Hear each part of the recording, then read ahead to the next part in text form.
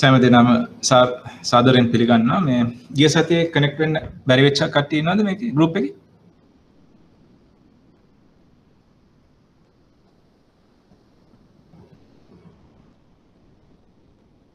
ගිය සතියේ ආපහු එන්නවද? chat එකේ දාන්න පුළුවන්.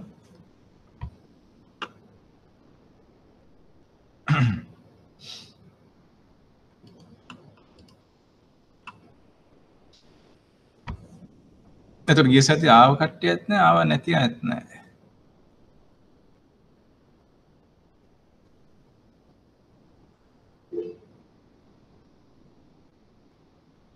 අන්තිම ටිකට විතරයි ජොයින් වෙන්නේ. හරි. right now no problem. මේ ගිය සතියේ අපි කරේ අලුත් අය ඉන්නවා නම් ඒගොල්ලන්ගේ benefit එකට මම කියන්නේ මේ අපි ගිය සතියේ පොඩි හැඳින්වීමක් කරා. right. ගිය සතියේ පොඩි හැඳින්වීමක් කරා මූල්‍ය වෙළඳපොලේ ව්‍යුහය ගැන අපි සාකච්ඡා කරේ. ඒ වගේම ලෝකයේත් ලංකාවෙත් මූල්‍ය වෙළඳපොළවල් ගැන අපි බොහොම කෙටියෙන් හැඳින්වීමක් කරගත්තා. දැන් මූල්‍ය වෙළඳපොළ කියන එක ඔයගලන්ට අලුත් දෙයක්වත් නෙමෙයි. හැමෝම අපි ගනුදෙනු කරන්නේ මූල්‍ය වෙළඳපොලේ. අපි අද එතන ඉඳලා ඉස්සරහට බිල්ඩ් අප් කරගෙන යන්න. ඔක්කොටම කලින් දැන් ඔයගලන්ගේ සාමාන්‍යයෙන් මේ ලෙක්චර් එක කරන්නේ මංගල කරුණාරත්න මහත්මයා. එතුමා අසනීප තත්ත්වයෙන් පසු වෙලා සත්කමක් කළා තියෙනවා. දැන් ගොඩක් දුරට හොඳයි. ඉතින් එතුමාට අපි පටන් ගන්න කලින් ඉක්මන් සුවය ප්‍රාර්ථනා කරමු. බොහොම ඉක්මනට සනීප වෙලා පුළුවන් තරම් ඉක්මනට ඔයගලන්ගේ ලෙක්චර්ස් ගන්න පුළුවන් වෙයි කියලා අපි ප්‍රාර්ථනා කරමු. right. ඉතින් එතුමා එනකන් මම මේ සතියේත් ඔයගලන්ගේ ලෙක්චර් එක ගන්නවා. දැන් ගිය සතියේ කරපු දේවල් වලින් යම් ප්‍රශ්න තියෙනවද? ගැටලු මොනවත් निराකරණය කරන්න අවශ්‍ය නම් දැම්ම කියන්න. ප්‍රශ්න නැතත් කමන්නේ ඒ බවත් කියන්න.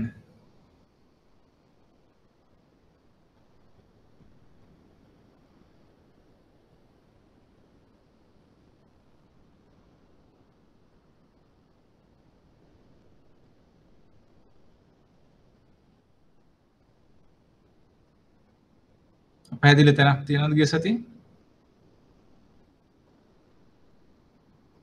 නැත්නම් අපිට ඉදිරියට කරගෙන යන්න පුළුවන්ද?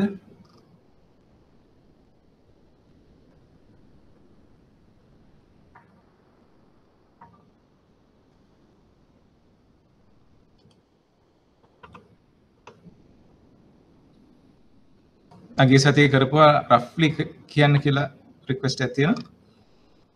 right.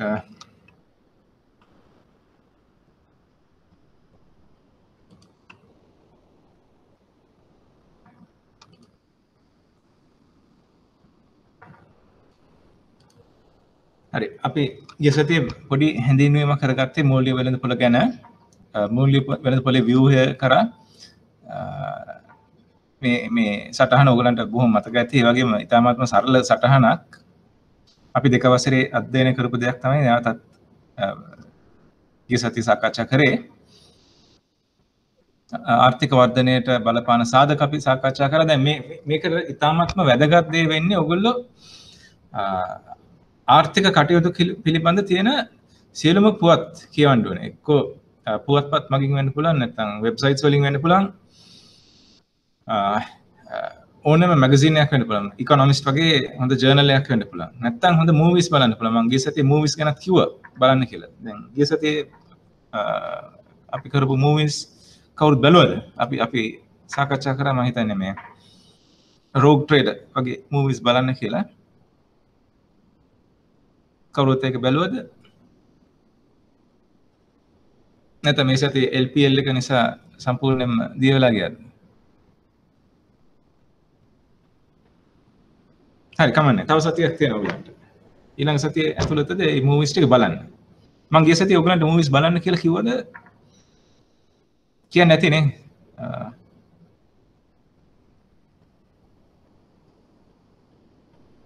දැන් සතියක් කියන්නේ බොහොම විශාල කාර්යපරාසයක්. ඔයගලන්ට ගොඩක් දේවල් අමතක වෙලා ඇති.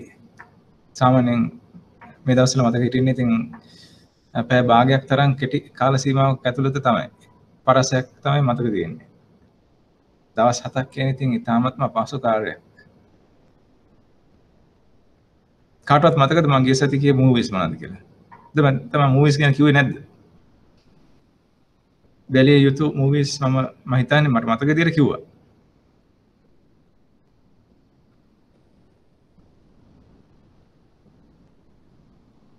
නික් ලීසන්ගේ මූවි එක මොකද්ද? මතකද? නික් ලීසන් මොන බැංකුවේද? එයා ගැන තියෙන මූවි එක මොකද්ද?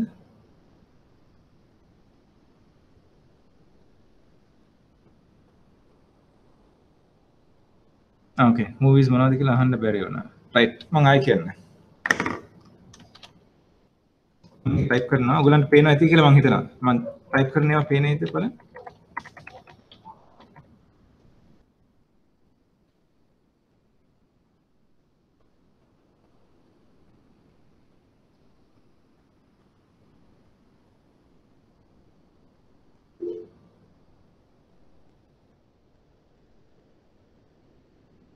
තරිඳු අත උස්සලා තියෙනවා.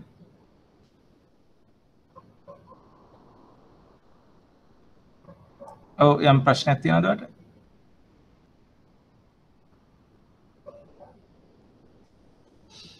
ප්‍රශ්න හිතේ තියාගෙන ඉන්න බා අහන්න බය වෙන්න එපා.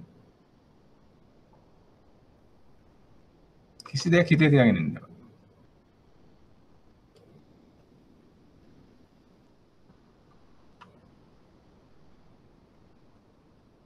තරිඳු ප්‍රශ්නයක් නැද්ද? මම ටයිප් කරන එක ඔයගලන්ට පේනවද? chat එකේ තියෙන ටයිප් කරපු එක පේන්නේ නැද්ද? මම rogue trader කියලා ටයිප් කරලා තියෙනවා ඔයගලන්ට පේනවද? can see. alright හරි හරි මම ගන්නම් එන. තව movies ටික.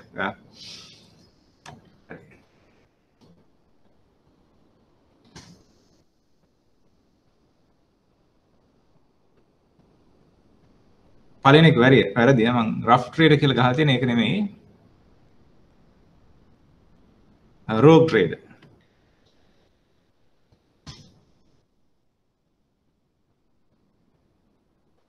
rogue trader, rough trader නෙමෙයි rogue trader.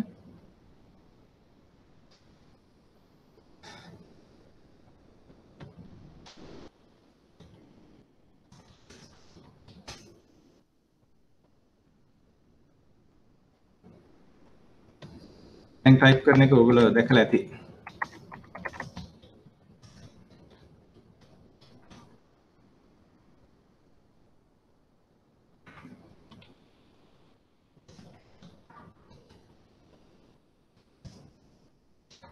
මෙන්න මේ මූවිස් ටික අනිවාර්යෙන් බලන්න. Wolf of Wall Street දැන්ටමත් ගොඩක් අය බලලා ඇති. අනිත් මූවිස් තුන අඩුම ගානේ බලන්න. rogue trader, Wizard of Lies සහ Big Short. rogue trader කියන්නේ නික් ලීසන්ගේ කතාව. එයා කොහොමද බැරින්ග්ස් බැංකුව වැට්ටුවේ කියලා. දැන් මේ rogue trader කියන එක පදනම් වෙලා තියෙන්නේ නික් ලීසන්ම ලියපු පොතක් අනුව. රයිට් ඉතින් ඕක සමහරට මේ මූවි එක ඔයගොල්ලෝ බැලුවොත් ඔයගොල්ලෝට සමහරට හිතෙයි නික් ලීසන් වීරෙක් කියලා. හරි ඉතින් මම දන්නේ ඇත්තටම එයා වීරයෙක්ද නැද්ද කියලා මම දන්නේ නැහැ. නමුත් එයා කරපු දේ සහ මුලින්ම වැරදි. ඉතින් එයා හින්දා බැංකුවක්ම කඩාගෙන වැටුණා. හරි Wizard of Lies කියන්නේ මේ New York Stock Exchange එකේ හිටපු chairman කෙනෙක් ගැන. එයා තමයි ලෝකේ තියෙන ලොකුම Ponzi scheme එක. ඒ කියන්නේ අර නිකන් සක්විති කරපු දාතිය ව්‍යාපාරය කරේ එයා. right Bernard Madoff කියලා. ඒ කතාව ඉතාමත්ම රසවත් කතාවක්. ඒකත් බලන්න. Big Short කියන්නේ subprime mortgage crisis එක ගැන තියෙන කතාවක්.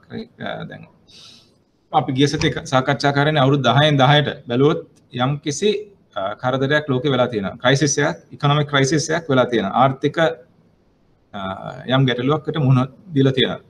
හරි දැන් අපි අන්තිම crisis තුන බැලුවොත් 2020 දැන් තියෙන corona crisis එක. right 2008 තිබ්බා subprime mortgage crisis එක. ඊට පස්සේ 1997 East Asian economic crisis. ඒ වගේ අවුරුදු 10න් 10ට මොනවා හරි crisis එකක් එනවා. හරි. ඉතින් Big Short කියන්නේ ඔය subprime mortgage crisis එක මොකද වුනේ කියන එක සෑහෙන හොඳට අධ්‍යයනය කරපු මූවි එකක්. ඉතාමත්ම රසවත් මූවි එකක්. බලන්න. හරි. රයිට් වෙනත් ගැටලු තියෙනවද ගිය සතියේ කරපු සාකච්ඡා සම්බන්ධව?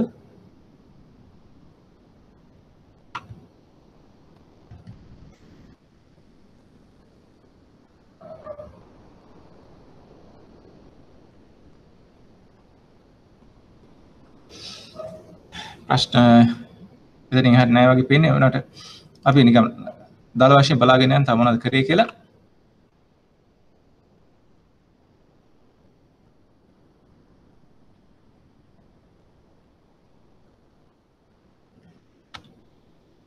මූල්‍ය පද්ධතියේ ව්‍යුහය ඒක ඇතුලේ දැන් ලංකාවේ මූල්‍ය ෆයිනෑන්ෂල් මාකට්ස් වල ඔපරේට් වන ආයතන ගැන අපි සාකච්ඡා කරා. වෙළඳපොළ වර්ග ගැන කතා කරා. නීතිමය ව්‍යුහය,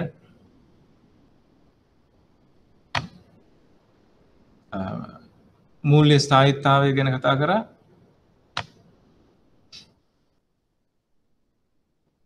බැංකු පද්ධතියකින් වද්ද කරන්න ඕන අවශ්‍යතාවය, අස්ථායී වුණොත් මොකද වෙන්න පුළුවන් ඍණාත්මක බලපෑම්,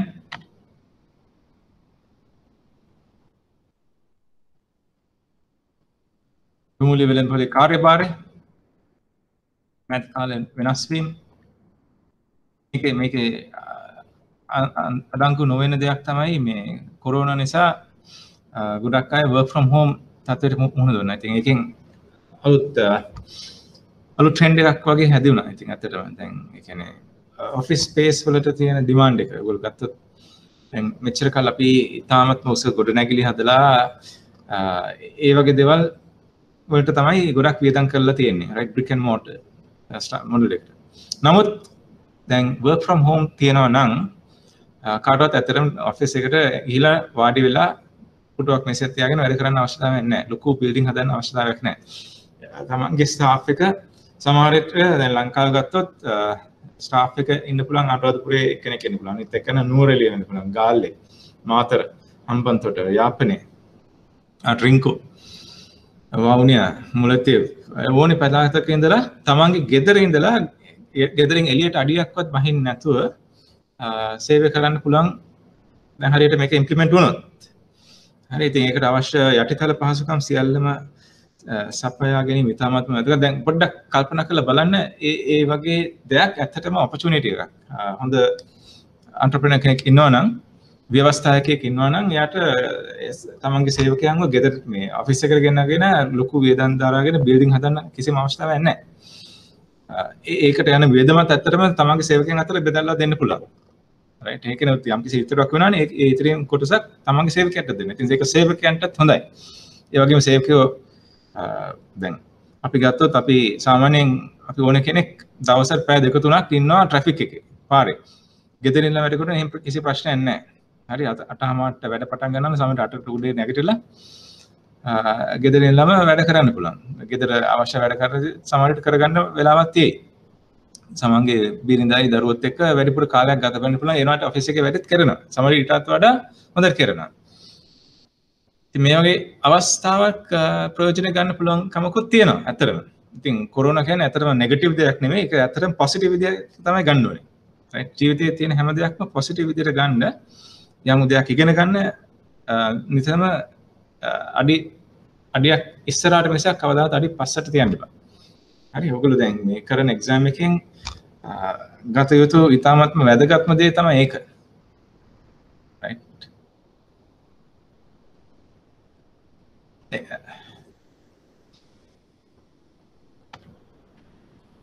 වෙළඳපොළ ලක්ෂණ, ඒ කියන්නේ efficient market එකක ලක්ෂණ තමයි තියෙන්නේ. මූල්‍ය උපකරණ ගැන කතා කරා, ද්‍රවශීලතාව ගැන කිව්වා.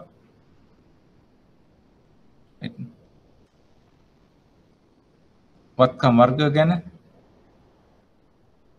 ගනුදෙනු වල සහභාගී වන්නන් ගැන, මූල්‍ය වෙළඳපොළෙන් ඉටුවන කාර්යභාරය. හරි, මේවා ගැන තමයි අපි ගිය සතියේ කතා කරේ. හරි, ඔයගලන්ට දැන් තියෙන්නේ මේ ගිය සතියේ ටියුට් එක පොඩ්ඩක් බලා ගන්න. ඒ වගේම අපි කරපු ලෙක්චර් එකත් පොඩ්ඩක් අහන්න.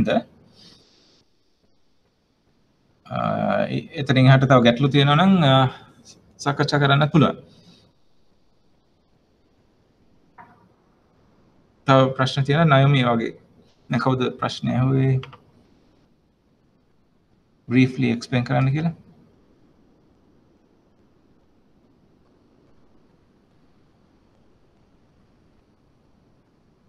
Naomi, roughly explain කරන්න. හරි, okay.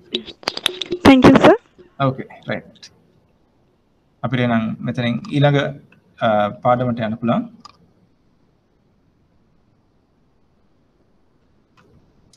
ඔයගොල්ලන්ට මේ PowerPoint එක පේනවද කියලා මට ෂුවර් නෑ. මම දාලා තියෙන එක.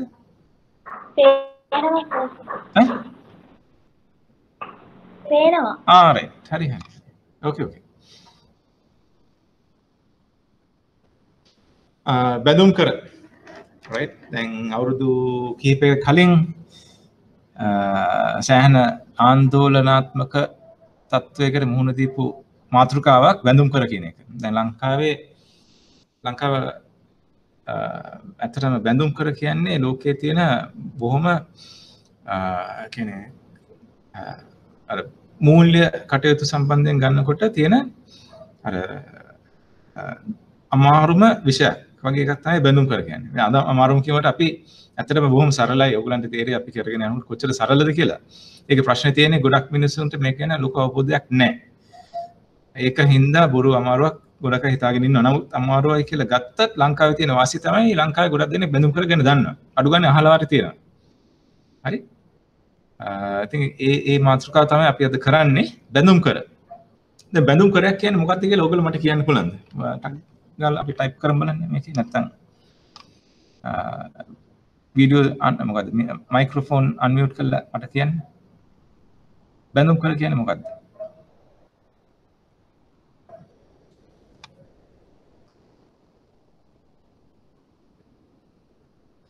නොදේ ප්‍රශ්නෝත්තර මාර්ගයෙන් සාකච්ඡා කරනකොට තමයි වැඩිම දැනුමක් යන්නේ ලැබෙන්නේ.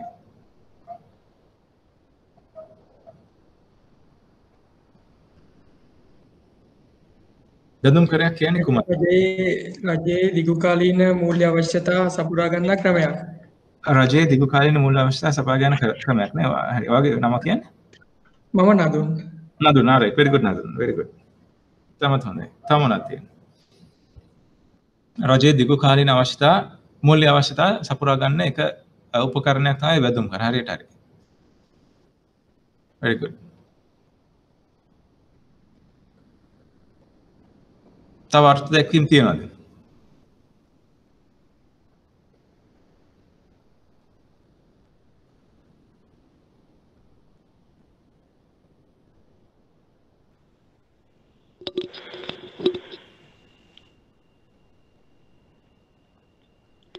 රටේ මුදල් සැපයීම පාලනය කරන එක උපකරණයක්. නෙමෙයි. very good. රජයේ මුදල් සැපයීම පාලනය කරන උපකරණයක්. හරි. හොඳයි.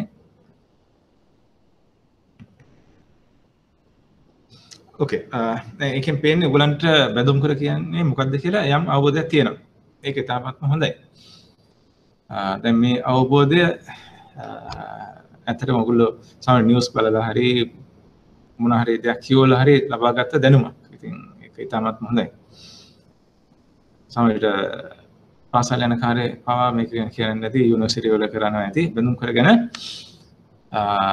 දැන් බැඳුම් කර කියන නම අහපු පමණින් එක Tamanට හුරු දෙයක් කියලා ඔගන තේරෙයි. නමුත් දැන් මේක අමාරුයි කියලා බය වෙන්න එපා. හරි මේක ඇත්තටම බැලුවොත් කිසිම දෙයක් අමාරු නෑ. ඉතාමත්ම ලේසි. දැන් ඔයගොල්ලෝ දෙක වසරේ පාවිච්චි කරපු ගණන් තමයි බැඳුම් කර වලටත් පාවිච්චි කරන්නේ. එතනින් එහාට තුන වසරේ ගණන් පාවිච්චි කරන්නේ නෑ. හරි දෙක වසරෙන් මෙහාට පාවිච්චි කරන්නේ නෑ. දෙක වසරෙන් තමයි ඔක්කොම කැල්කියුලේෂන්ස් ටික තියෙන්නේ. දැන් බැඳුම් කර කියන්නේ ඇත්තටම ඔයගොල්ලෝ කියපේක හරි. දැන් මූල්‍යම අවශ්‍යතාවයක් තියෙනවා නම් ඒක අවශ්‍ය සපුරා ගන්න පාවිච්චි කරන උපකරණයක් තමයි බැඳුම් කර කියන්නේ. දැන් ඒක රජය මගින් වෙන්න පුළුවන් නැත්නම් වෙන ආයතනයක් මගින් ඉෂු කරන්නත් පුළුවන්. ඒක නිකුත් කරන්න පුළුවන්. රජයෙන්ම වෙන්න ඕනේ කියලා අවශ්‍යතාවයක් නැහැ. දැන් හදිස්සිය ඔක රජයෙන් නිකුත් කරපු උපකරණයක් වුණොත් ඒකට විශේෂ නමක් තියෙනවා. ඒ නම මොකද්ද? මොන බැඳුම් කරද කියන්නේ? රජයෙන් හදිස්සිය නිකුත් කරපු උපකරණයක් නම් ඒකට මොන බැඳුම් කරයක් කියලාද කියන්නේ? අපි හැමෝම දන්න නමක්. භාණ්ඩාගාර භාණ්ඩාගාර බැඳුම් කරයක්. right.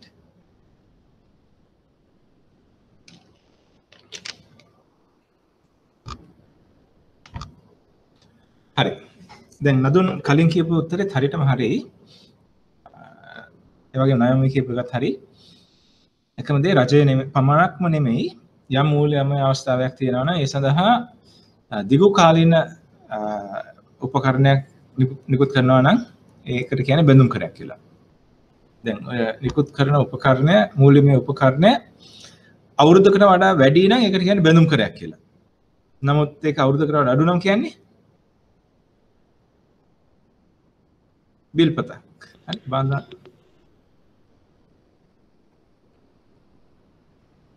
right.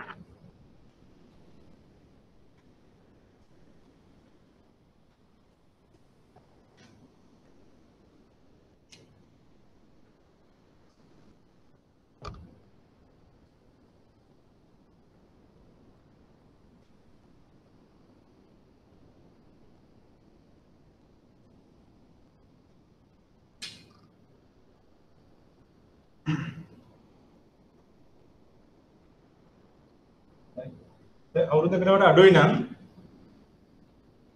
මේක ඉෂුව කරන්නේ රජය වගේ නම් ඒකට කියන්නේ බිල්පත භාණ්ඩාගාර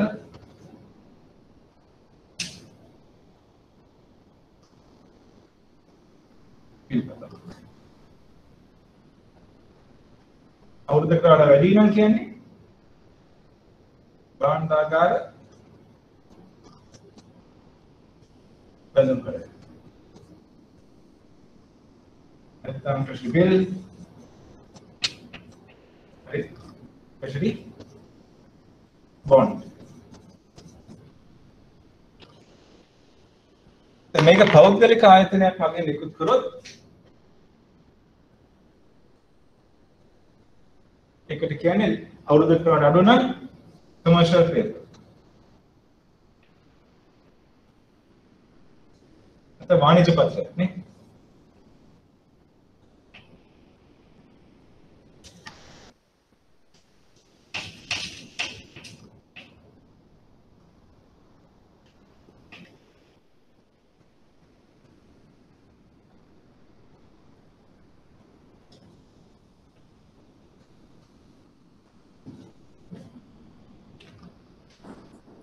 සර් පෑන තද මදි නිසා පේන්නේ නැහැ වැඩි පාට. පෑන නිසා පේන්නේ නැහැ නේ. දැන් පේනවද? දැන් පේනවද? නෑ නේ. ඒත් මදිද?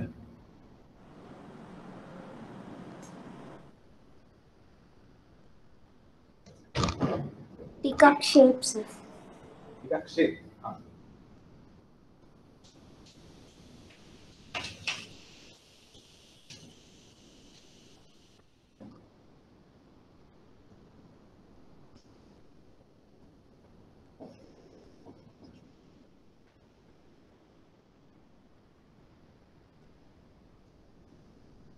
දැන් full shape ද?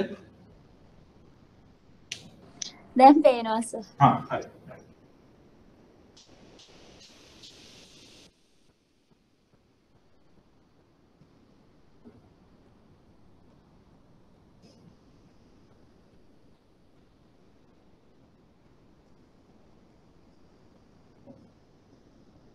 අවුරුද්දට වඩා අඩු නම් treasury bill කියලා කියන්නේ අවුරුද්දට වඩා වැඩි නම් treasury bond.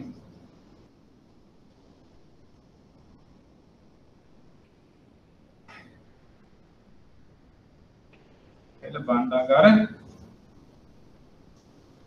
බිල්පත. treasury bond වල කියන්නේ භාණ්ඩාගාර බැඳුම් කරයක්.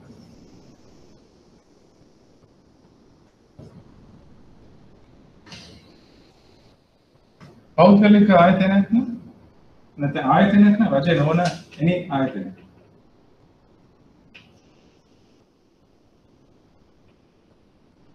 නම් කියන්නේ commercial paper.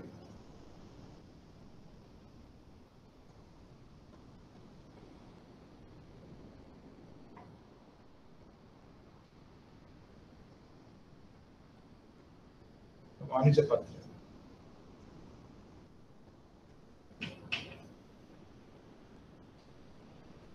අවුරුද්දකට වඩා වැඩි නම් ආයතනයක් විසින් නිකුත් කරනවා නම් මොකද කියන්නේ? Debentures. Oh, very good. Debentures. සිංහලෙන් ණයකර. ණයකර.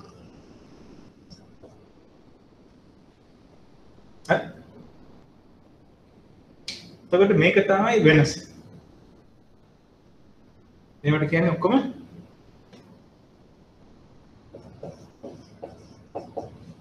debt instruments.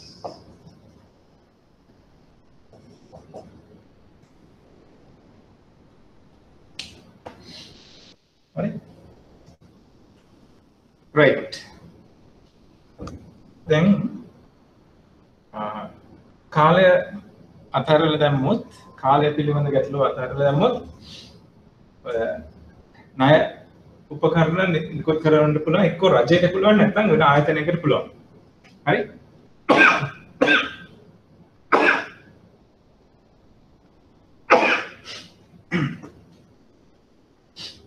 හරි. බයන් දෙයක් නෑ ඒක කොරෝනා නෙමෙයි කියලා මම හිතන්නේ. දැන් රජය නිකුත් කරන ණය උපකරණයකුයි ආයතන මගින් නිකුත් කරන ණය උපකරණයකුයි අතර වෙනස මොකක්ද? මේක තමයි දැන් ඕගොල්ලන් දැනගත්ත යුත්තේ. මේ දෙකේ වෙනස මොකක්ද? එකම එකද නැත්නම් යම් වෙනසක් තියෙනවා.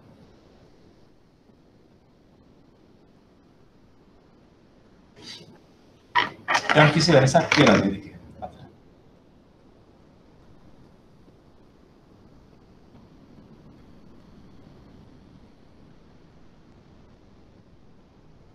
මොකද ඔයගොල්ලෝ හිතන්නේ?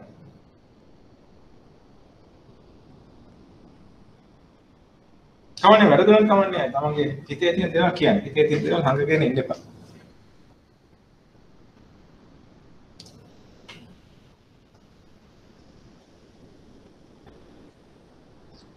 රජයේ ඒවා රජයේ ණය අවශ්‍යතා සඳහා නිකුත් කරන ලෝකනේ.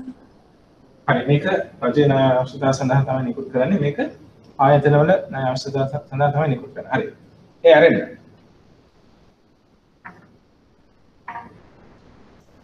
මොකද තියෙන වෙනස? ලොකුම වෙනස. රජය නිකුත් කරන්නේ ප්‍රාථමික වෙළඳුන් හරහා. හරිද? ආයතනයක් අපිට හරියට අදහසක් නැසෙ මට කියන්නේ. right ආයතනයකටත් ආයතන ගොඩක් විතර නිකුත් කරන්නේ ඒගොල්ලෝ ඇඩ්වර්ටයිස් කරනවා මෙහෙම නිකුත් කිරීමක් තියෙනවා ඕනනම් ඩිරෙක්ට් ඇප්ලයි කරන්න පුළුවන් නැත්නම් එන්න පුළුවන් බ්‍රෝකර් කෙනෙක් කරා දෙවිදිහටම වෙන්න පුළුවන්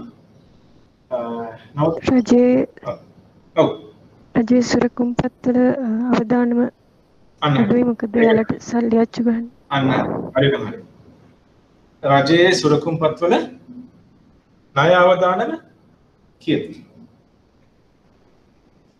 credit risk රජයේ සුරකුම් පතක් නම් ණය අවදානම කොච්චරද තියෙනවද වැඩිද අඩුයි අඩුයි කියන්නේ ඇත්තටම බිඳුවයි ණය අවදානමක් නැහැ නමුත් ආයතනයක සුරකුම් පතක් නම්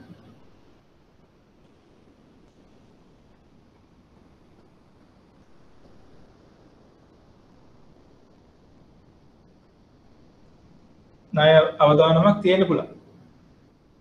හරි? ණය අවදානමක් තියෙන්න පුළුවන්. රජය නිකුත් කරොත් ණය අවදානමක් නැහැ. දැන් මම කියපු දේ හරියට වරිද නැත්නම් තා පොඩ්ඩක් වෙනස් වෙනවා.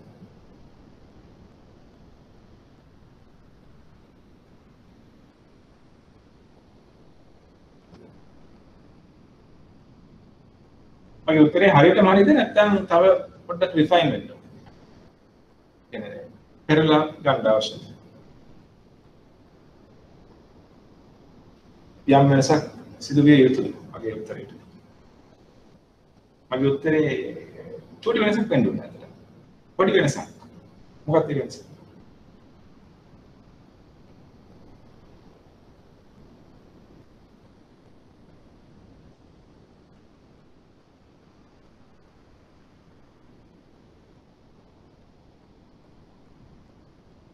රජයක් ගත්තොත් රජයට පුළුවන් එක්ක තමන්ගේම රටේ මුදල් එකකෙන් ණය මේ debt instrument එකක් issue කරනවා. right. තමන්ගේම මුදලින් පුළුවන්. ඒ කියන්නේ දැන් ලංකාව ගත්තොත් අපේ රජයට පුළුවන් රුපීස් වලින් ණය නිකුත් කිරීමක් කරන්න. හරි ඉතින් ට්‍රෙෂරි බිල් එකක් හරි බොන්ඩ් එකක් හරි රුපීස් වලින් ඉෂුව කරන්න පුළුවන්. එහෙම නැත්නම් පුළුවන් ඒකට ඩොලර්ස් වලින් ඉෂුව කරන්න. එකම රජය එකක් රුපියල් වලින් නිකුත් කරපු ණය පත්‍රිකා තියෙනවා නැත්නම් ඩොලර්ස් වලින් නිකුත් කරපු ණය පත්‍රිකා තියෙනවා. දැන් රුපියල් වලින් නිකුත් කරපු එකයි ඩොලර් වලින් නිකුත් කරපු එකයි එකම රජය කරන්නේ. ඒතකොට ඒකෙත් ණය අවදානම ශූන්‍යයි. එතන ණය අවදානමක් තියෙනවා.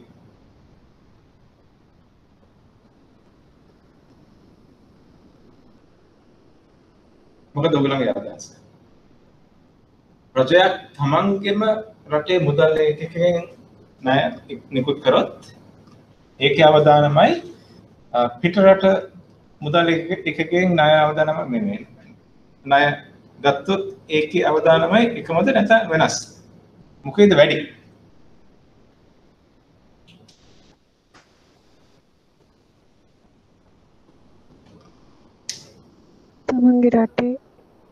තමන්ගේ රටේ මුදල් වලින් නිකුත් කරොත් අවදානම් වැඩි. අවදානම තමන්ගේ රටේ මුදල් වලින් නිකුත් කරොත් අවදානම ශූන්‍යයි. ඇත්තද? හරි? ඇයි? මොකද තමන්ගේ රටේ සල්ලි රජයකට පුළුවන් ඕන්න අච්චු ගන්න. නමුත් දැන් අපි කියමු ලංකාවේ රජයට පුළුවන් ඕන්න රුපියල් අච්චු ගන්න. right? පෞගේ කොරෝනා කාලේ අතරම අච්චු ගහන්න උනා හදිසියවත් මාකට් එකේ වෙළඳ පොලේ මුදල් හිඟ වුණොත් කියලා ඒ තත්ත්වේ නවත්තන්න බලක්ව ගන්න. නමුත් හදිසියවත් ඩොලර්ස් හිඟ වුණොත් ලංකාවේ රජයට පුළුවන් ඩොලර්ස් අච්චු ගන්න.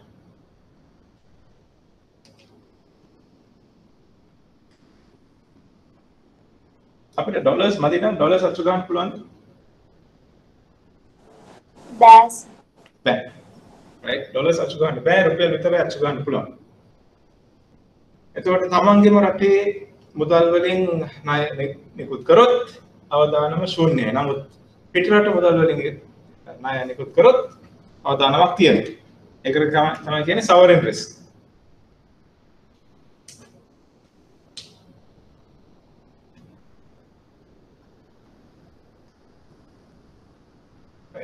foreign currency ना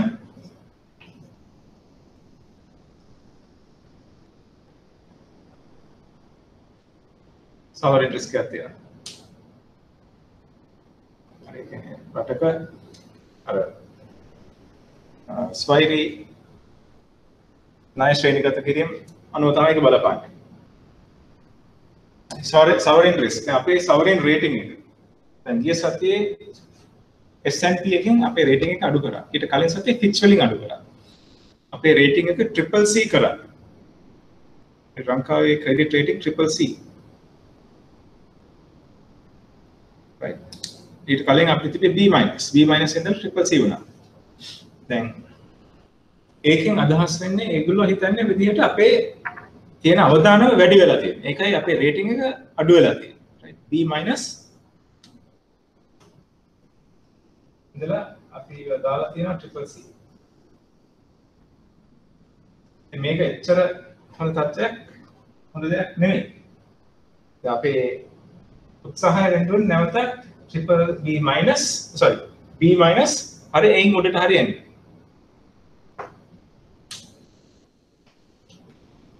ඕකේ. නමුත් ආයතනයක් ණය ගන්නවා නම් දැන් ඒගොල්ලන්ට රුපියල් මදි වුණා. ලංකාවේ ආයතනයකට රුපියල් මදි වුණත් ආයතනයකට පුළුවන්ද රුපියල් print කරන්න? අච්චු ගන්න පුළුවන්ද? බෑ සර්. බෑ. හරි දැන් ජෝන් කියතෝගේ ආයතනය හදිසියවත් දැනගන්න හම්බුණා රුපියල් අච්චු ගන්නවයි කියලා. ඒක බරපතල වරදක්. ඒගොල්ලන්ට කරන්න කිසිම අයිතියක් නැහැ. හරි. ඒක නිසා තමයි ඒගොල්ලන්ට ණය අවදානමක් තියෙන්නේ. ඒ කියන්නේ ඒගොල්ලෝ තමන්ගේ රටේ මුදල් වලින් ණය ගත්තත් පිටරට මුදල් වලින් ණය ගත්තත් මේ අවදානම අනිවාර්යයෙන් තියෙනවා. හරි? right. දැන් ඒක තමයි ඔයගලන්ට තේරුම් ගත යුතු වඩාත්ම වැදගත් දේ. දැන් මේ අවදානම ගැන ගත්තොත් මේ අවදානම අපිට බලන්න පුළුවන් රේටින්ග්ස්, ක්‍රෙඩිට් රේටින්ග්ස්. නැත්නම් ණය ශ්‍රේණිගත කිරීම.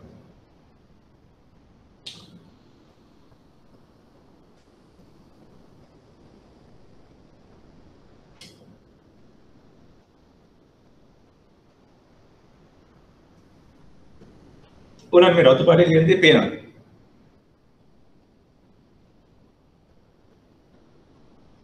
රතු පාට අකුරු පේනවා. credit rating. ක්‍රෙඩිට් රේටින් නැත්නම් ණය ශ්‍රේණිගත කිරීම.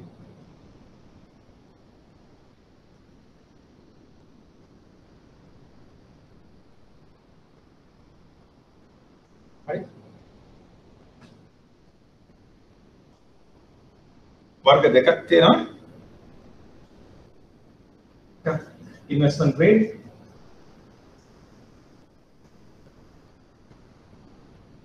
අනිත් වර්ගය non investment grade නැත්නම් junk කියලා කියන්නේ investment grade කියලා කියන්නේ BBB minus ඉඳලා triple A rating වෙනවා. හරි ඒතකොට අඩුම investment rate එක තමයි BBB minus.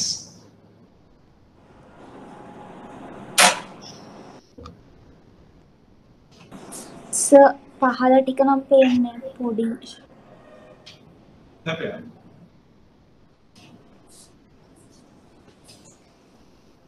දැන් පේනවද? shapes.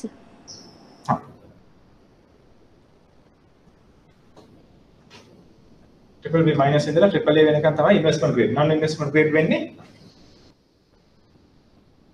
BB plus ඉඳලා පල්ලෙහාට තියෙන ඔක්කොම non investment grade. හරි. ඉතින් මේකත් පොඩ්ඩක් මතක තියාගන්න.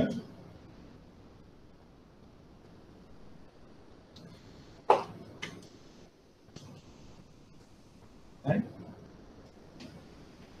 ඒතර මේ ක්‍රෙඩිට් රේටින්ග්ස් වලින් නැත්නම් ණය ශ්‍රේණිගත කිරීම වලින් මොකද්ද තියෙන අරමුණ? පැහැදිලි වෙන්නේ මොකද්ද? සර් ණය ගෙවීමේ හැකියාව. වල ඈ?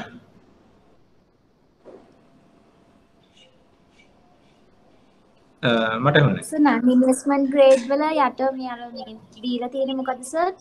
B non investment grade එකේ BB plus තමයි වැඩිම එක. එතනින් පල්ලෙහාට තියෙන ඔක්කොම non investment grade. right? BB plus වෙනකන් තියෙන ඔක්කොම non investment grade. BB plus එකට වඩා එකක් වැඩි එක තමයි BBB minus කියන්නේ. හරිද? අපේ rating එක BB plus වෙලා ඊළඟට BBB minus වුණොත් ඒ කියන්නේ non investment grade එකේ ඉඳලා investment grade වෙනකන් මාරු වෙලා තියෙනවා. දැන් අපි ඉන්නේ CCC. ඒක ඇත්තටම යන්නේ මම පැත්තකින් ලියන මෙතනින් ලියුවොත් ඔය AAA double A plus double A minus A plus A minus BB plus BB minus. හරි මෙතෙන් ඉඳලා උඩට ඔක්කොම තියෙන මොකද්ද?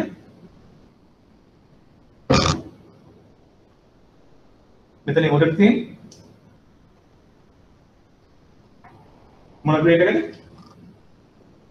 BBB minus වලින් උඩට ඔක්කොම තියෙන්නේ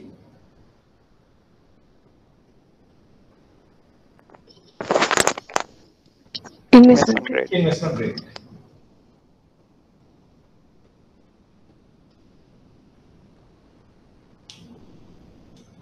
So triple B minus වලින් පල්ලෙහා තියෙන්නේ double B plus. Right? Let's say double B minus B plus B minus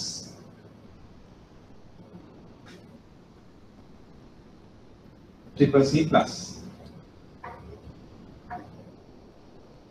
Right? මේ පල්ලෙහාට යන්න අවදානම වැඩි වෙනවා.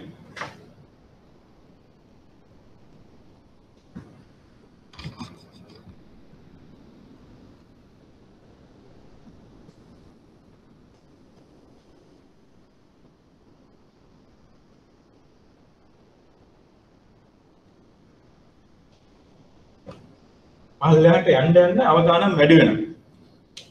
දැන් මම බොහොම සරල ප්‍රශ්නයක් ඔයගොල්ලන්ගෙන් අහන්නම්. අපි කියමු ඔයගොල්ලන්ගේ බැංකුවට ජෝන් කීල්ස් වගේ ආයතනයක් එනවා ණයක් ගන්න. හරි ජෝන් කීල්ස් වගේ ආයතනයක් ඇවිල්ලා ණයක් කියලා. ඒ වගේම අපි කියමු මම ඇවිල්ලා ණයක් ඉල්ලනවා. හරි එතකොට ආයතන දෙකක් අපි කියමු ජෝන් කීල්ස් ඇවිල්ලා රුපියල් මිලියන 5ක ණයක් ඉල්ලනවා. මමත් ඇවිල්ලා මිලියන 5ක ණයක් ඉල්ලනවා. දෙන්නම ඉල්ලන්නේ අවුරුදු 10ක කාල සීමාවක් ඇතුළත. හරි? ඒතර දැන් එකම ණය එකම ප්‍රමාණය මිලියන 5යි එකක් ඉල්ලන්නේ ජෝන් කීල්ස් අනිත් එක ඉල්ලන්නේ මම. හරි ඕගොල්ලෝ මගේ නම දන්නෙත් නැහැ කවුද කියලා.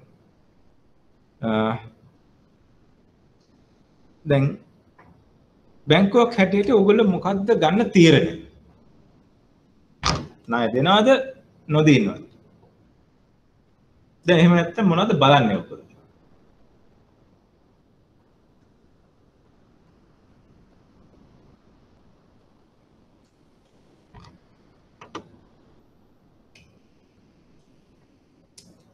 crib report.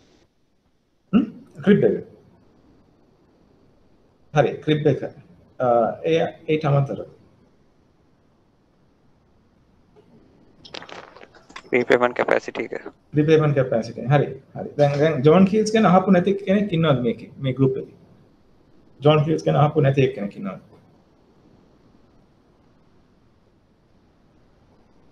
ජෝන් කීල්ස් ගැන අහපු කෙනෙක් ඉන්නවද? අහලා තියෙනවා ජෝන් කීල්ස් ගැන?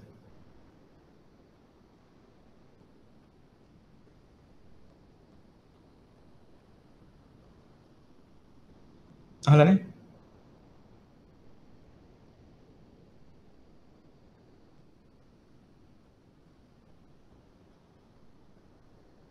ජෝන් කීල්ස් අහලා තියෙනවද? අහලා තියෙනවා. අහලා තියෙනවා. very good. ඔව් ජෝන් කීල්ස් ඉතින් ඒගොල්ලන් ඒ තමයි කීල්ස් සුපර් මාකට්ස් තියෙන්නේ. right ඒක IT Ceylon called stores elephant house එතකොට කීල්ස් හොටෙල්ස් ඔක්කොම එකම group එකනේ ජෝන් කීල්ස් ඔටෝමේෂන් plantations නැති දෙයක් නැහැ. ඉතින් ඒගොල්ලන්ගේ ක්‍රෙඩිට් රේටින් එක මොකක්ද? ජෝන් කීල්ස්ලා.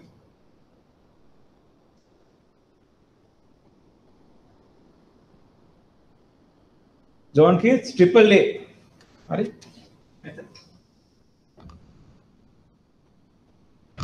දැන් ජෝන් කීල්ස් එනවා ඔයගොල්ලන් ගාවට ඔයගොල්ලන්ගේ බැංකුවට අවුරුදු 10කට ලෝන් එකක් ඉල්ලන්න මිලියන 10ක. ලංකාවේ තියෙන ලොකුම කම්පැනි එක. triple A රේටින් තියෙන කම්පැනියක් යන අවුරුදු 10කට ලෝන් එකක් ඉල්ලන්න. දැන් ගිය සතිය වෙනකන් ඕගොල්ලෝ දැකලවත් නැති මමත් එනවා අවුරුදු 10කට මිලියන 10ක ලෝන් එකක් ගන්න. දැන් පුද්ගලයෝ අමතක කරොත් ලෝන්ස් දෙකම එකයිනේ. දෙකම අවුරුදු 10යි මිලියන 10යි. right? නේද? තේරුණාද මම කියපු දේ? හැබැයි එක ලෝන් එකක් ඉල්ලන්නේ ජෝන් කීල්ස්. අනිත් ලෝන් එක ඉල්ලන්නේ මම. දැන් බැංකුවක් හැටියට ඕගොල්ලෝ ණය දෙන්න කැමති කාටද? ජෝන් කීල්ස්ටද නැත්නම් මටද?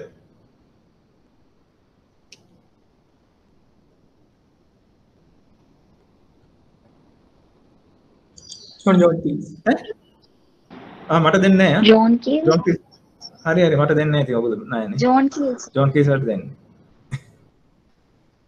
නෑ නෑ ඔයගොල්ලෝ කියන එක හරි. ජෝන් කීස්ලාට තමයි ණය දෙන්නේ. ඇයි හේතුව? හේතුව මොකද? ඇයි ජෝන් කීස්ලාට ණය දෙන්නේ? දැන් ඔයගොල්ලෝ ජෝන් කීස් ඇත්තම කියනවා නම් මේ වෙලාවේ ජෝන් කීස්ලාගේ quarterly ඒගොල්ලෝ financial statements publish කරනවා ඒගොල්ලන්ගේ P&L එකයි balance sheet ඔක්කොම publish කරනවා මාස 3කට සැරයක්. දැන් ඔයගොල්ලෝ මේ අවස්ථාවේ ඒක බලලවත් නැහැනේ. නමුත් කිසිම බයක් නැතුව ඔයගොල්ලෝ කැමති ජෝන් කීස්ලාට ණය දෙන්න. හරි? ඇයි? හේතුව? ඒකට හේතුව?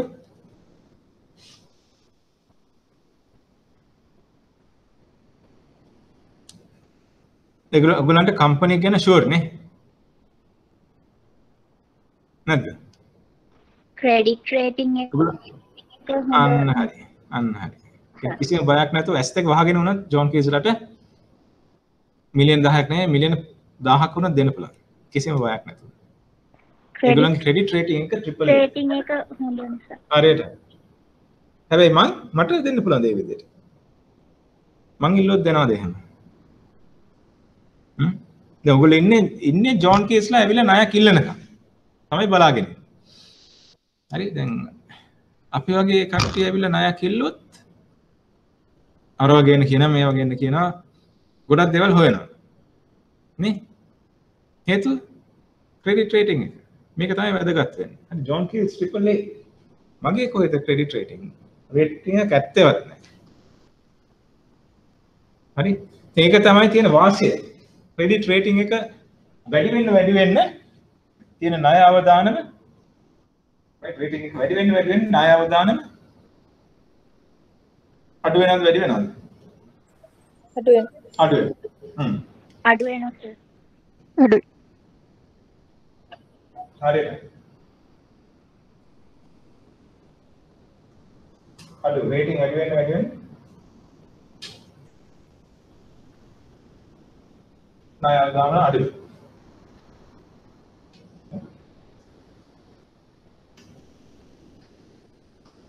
ඒ වගේ රේටින් අඩු වෙන්න ණය අවදානම වැඩි. right ඒකට ඒ රිස්ක් එක අනුව තමයි ඔයගොල්ලෝ ණය දෙන්න කැමති වෙනවද අකමැති වෙනවද කියලා තීරණය වෙන්නේ. හරි. දැන් අපි අර ජෝන් කීල්ස් උදාහරණයට ආයෙත් දැන් ජෝන් කීල්ස් ඇවිල්ලා මිලියන 10ක් ඉන්නවා අවුරුදු 10කට. අපි කියමු ඔයගොල්ලෝ ජෝන් කීල්ස් වලට දෙනවා 108 ගන්න. අවුරුදු 10ක් ෆික්ස් 108යි. මට දෙනවද අවුරුදු 10ක් ෆික්ස් 108යි? දෙයිද?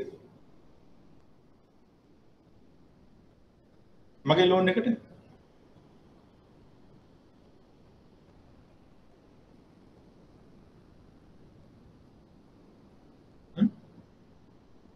108 ගානේ ඔයගොල්ලෝ ලෝන් එක දෙනවද නොදින්නවද? ජෝන් කීස් වලට ඔයගොල්ලෝ උඩ පැනලා දෙනවා 108 ගානේ අවුරුදු 10කට.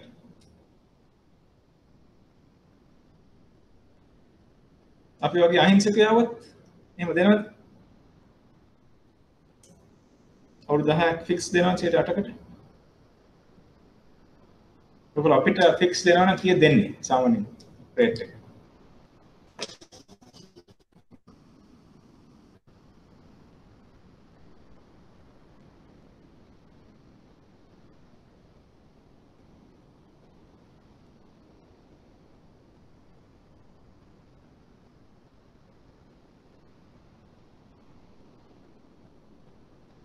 ඔව්. දැන් ජෝන් කීස් වලට 108 ගානේ නම් ලෝන් එක දෙන්නේ මට දෙන්නේ කීය ගානේ? ඊට වඩා වැඩි රේට් එකකට. අන්න හරි ඊට වඩා වැඩි රේට් එකකට. හරි? ඇයි? මගේ ණය අවදානම ඊට වඩා වැඩි නිසා. ඒ කියන්නේ ඔයගොල්ලෝ ගන්න රිස්ක් එක වැඩි නේ. අවදානම වැඩි. මට ලෝන් එකක් දෙනකොට ගන්න අවදානම වැඩි. ජෝන් කීස් වලට ණය දෙනකොට ගන්න අවදානම ඉතාමත්ම අඩුයි. ඉතාමත්ම අඩුයි. ඉතින් ඒ අවදානමට සරිලන්න තමයි ඔයගොල්ලෝ ගන්න ඔයගොල්ලෝ කියන රේට් එක ෆික්ස් වෙන්නේ. හරි? තීරණය වෙන්නේ. දැන් ඔයගොල්ලෝ මට වඩා ජෝන් කීස් එකට වඩා 5ක් වැඩිපුර අවදානමක් මට ගන්නවා නම් මගෙන් charge කරන රේට් එක 13ක් විතර වෙයි. හරි? ඉතින් ඒ අවදානම තමයි උතන බලපාන්නේ. රේට් එකේ වෙනස. තේරුණාද? හරි යම් ප්‍රශ්න තියෙනවද ඒක ගැන?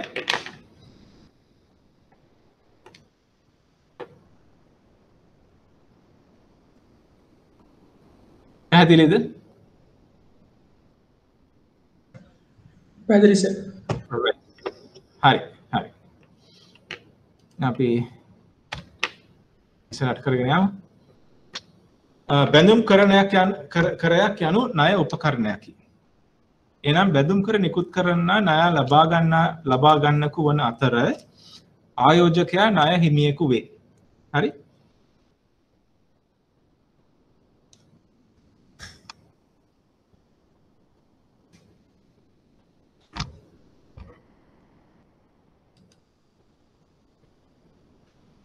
කියන්නේ ආයිමත් මෙතන ලිව්වොත් ඔයගලන්ට පෙනේ මේක බැඳුම් කරන.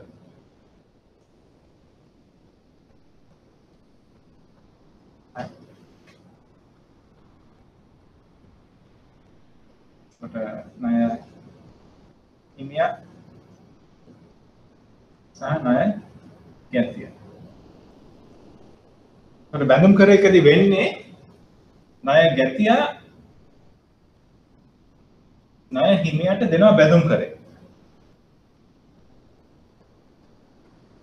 එතකොට ණය හිමියා මුදල් දෙනවා ණය ගැතියට. ණය ගන්න එක්කෙනා තමයි බැඳුම් කරේ නිකුත් කරන්නේ. එයා නිකුත් කරන්නේ ඒක ලබා ගන්නේ ණය දෙන එක්කෙනා. හරි? හැදිද?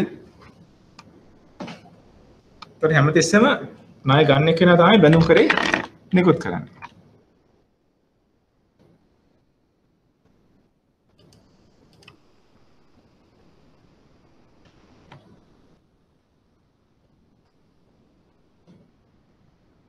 ස්ථිර ආදායම උපකරණයක්. ඒකට කියනවා fixed income instrument එකක්.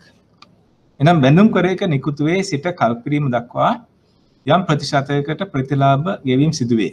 හරි දැන් අපි මේක අවුරුදු 10ක බැඳුම් කරයක් නම් හැම අවුරුද්දෙම යම් කිසි කූපන් එකක් ගෙවනවා.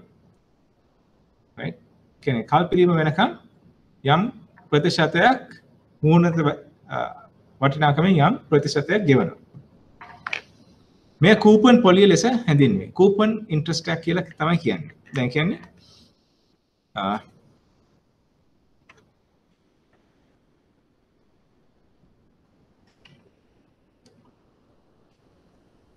අපි කියමු මේ උපකරණය අවුරුදු 10යි. right? 10%ක පොලිය අනුපාතයක් තියෙනවා. ඒ කියන්නේ අවුරුදු 10කට නම් නිකුත් කරලා තියෙන්නේ වාර්ෂික පොලිය අනුපාතය 10 නම් රුපියල් 100ක් නම් ඒක වටිනාකම හැම අවුරුද්දෙම සර් බෝඩ් එක පේන්නේ නැහැ.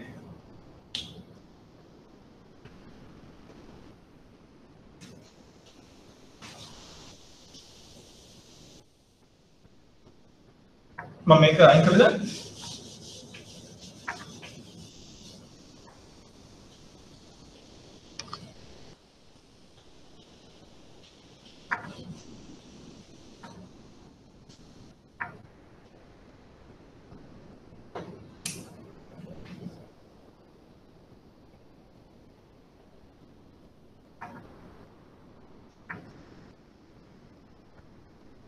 හරි මේ බැඳුම් කරේ තියෙන්නේ රුපියල් 100ක මුහුණත වටිනාකමක්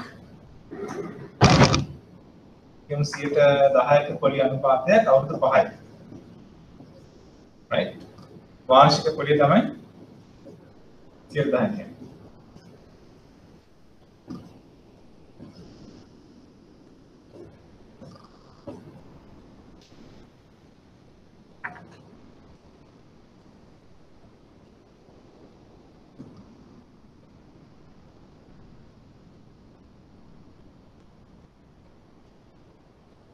මේක තමයි මේ බැඳුම් කරේ පවතින කාල සීමාව. අවුරුදු 5ක බැඳුම් කරේ. ඒත් 100ට 10ක කූපන් එකක් කියන්නේ මේ රුපියල් 100ෙන් හැම අවුරුද්දෙම ගෙවන 10ක්. ඒ කියන්නේ රුපියල් 10ක පොලියක් ගෙවනවා. හැම අවුරුද්දම. right? කූපන් පොලිය හැම අවුරුද්දෙම හම්බ වෙනවා රුපියල් 10ක්. එතකොට මේක බැලුම් කරේ කල්පිරෙන්නේ අවුරුදු කීයකින්ද?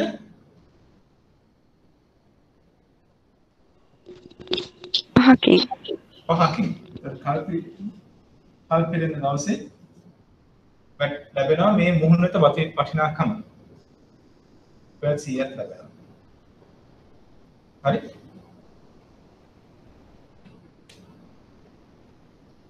එතකොට මේ බැලුම් කරේකට මේ බැලුම් කරේට අදාළ මුදල් ප්‍රවාහය සිද්ධ වෙන්නේ මෙන්න මේ විදිහට. හැම අවුරුද්දෙම කූපන් පොලියක් ලැබෙනවා. කල්පිරෙන දවසට හම්බ වෙනවා මුහුණට වටිනාකම. සර් අවුරුදු 5ට 50යි නෙන්නේ. අවුරුදු 5ට 50යි. පොලිය 50යි. ඔව්. හරි. හරි මොකද 10 ගෙවින් 5ක් වටෙනවා. හරි පොලිය අනුපාතය 5යි. 50යි. හැබැයි එක අවුරුද්දක් ගත්තොත් එක අවුරුද්දක් නම් 10යි. ඒ වගේ අවුරුදු 5ක්. 50ක් යනවා. හරි කල්පිරෙන දවසට මුහුණට වටිනාකමක් ලැබෙනවා. එතකොට ලැබිච්ච ඔක්කොම මුදල් ප්‍රවාහ ගත්තොත් කූපන් පොලිය 50ක් හම්බෙලා තියෙනවා. මුහුණට වටිනාකම 100කට හම්බෙලා තියෙනවා. එන්න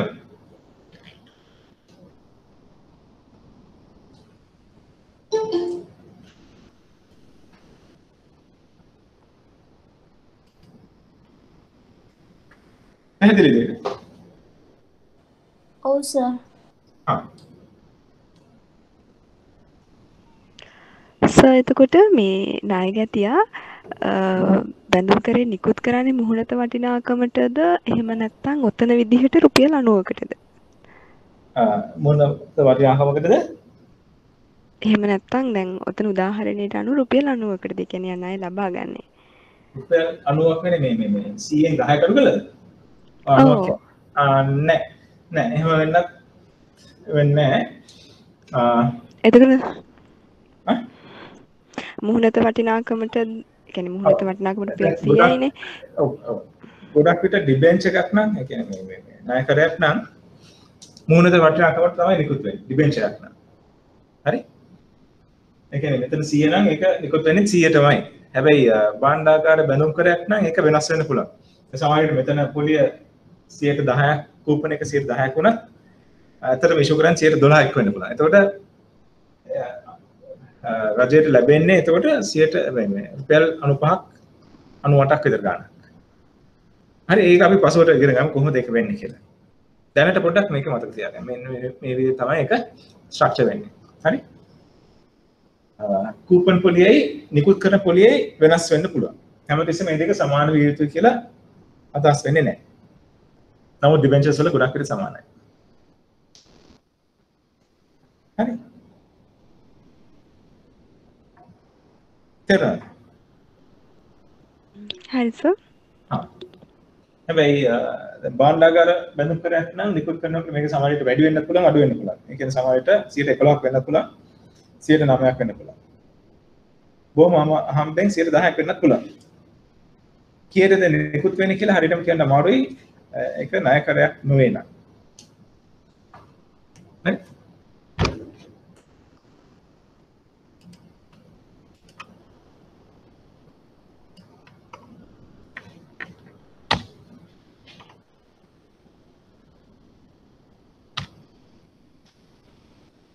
මේ ප්‍රාග්ධන පොලි උපකරණයක්. ඒ කියන්නේ ප්‍රාග්ධනය උපයා ගන්න මාර්ගයක්. එනම් දිගු කාලින, මධ්‍ය කාලින, කෙටි කාලින කල්පිරීම සහිතයි.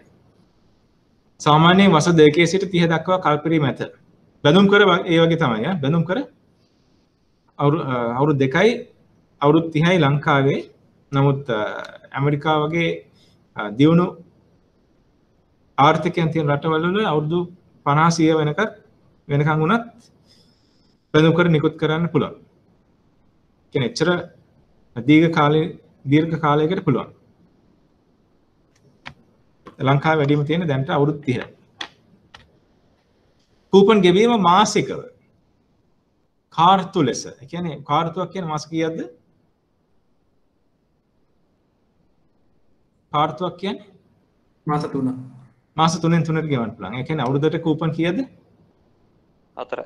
4ක් වැටෙනවා. මාසික ගෙවුවොත් අවුරුද්දකට කූපන් 12ක් වැටෙනවා. අර්ධ වාර්ෂිකව ගෙවුවොත් මාස 6න් 6ට ඒ කියන්නේ කූපන් 2යි අවුරුද්දකට. නැත්තම් වාර්ෂිකව කෙරෙන්න පුළුවන්. හරි ඒකෙන් අදහස් වෙන්නේ දැන් මෙතන අපි 10ක් ගත්ත කූපන් පොලි අනුපාතය 10 කියලා ගත්ත එක මාසික වෙන්න පුළුවන්. නැත්තම් කාර්තුවෙන් කාර්යවෘත්තවලට. දැන් මාසිකව ගත්තොත් වෙන්නේ මෙතන 10 බෙදෙනවා 12න්. බෙදලා ඒ ගාන තමයි ගෙවන්නේ මාසෙන් මාසෙට 0.8687 වගේනේ. මේක කාලතුවක් නම් 10 බෙදෙනවා 4ෙන්. දැන් හැම මාස 3කටම සැරයක් 2.5 වටිනාකම ගෙවනවා මේ මුහුණත වැලියු එකෙන් වටිනාකම. අර්ධ වාර්ෂික නම් මාස 6න් 6ට ගෙවන මුහුණත වටිනාකම 5ක්. වාර්ෂික නම් අවුරුද්දෙන් අවුරුද්දට මුහුණත වටිනාකම වගේ 10ක් ගෙවනවා. හරි?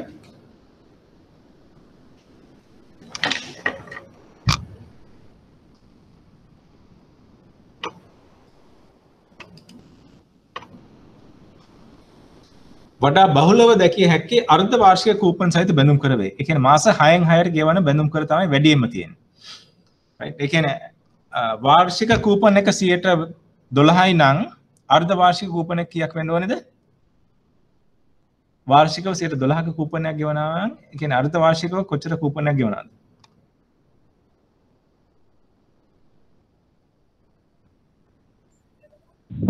කීයද? කීයද? 6යි. ඔව්. ඒක 12 අවුරුද්දක කූපන් 2යි. කියන්නේ එක කූපනයක් 6යි. හරි?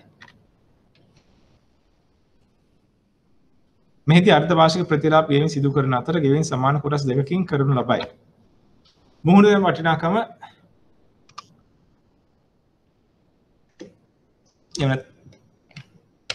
එවනත සම වටිනාකම. බැඳුම් කරේ කල්පිරීමේදී එහි ධාරකයාට ලැබෙන වටිනාකම බැඳුම් කරේ මුහුණත වටිනාකම වේ. බැඳුම් කරේ මිල යනු එම බැඳුම් කරය වෙළඳ පොලේ අලෙවි වන මිල වේ.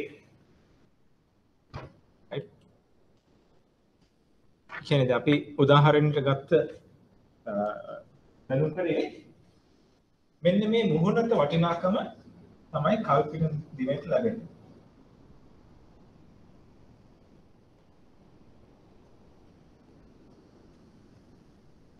කල්පින දිනේට මෙන්න මේ මුහුණත වටිනාකම ධාරකයාට ලැබෙනවා.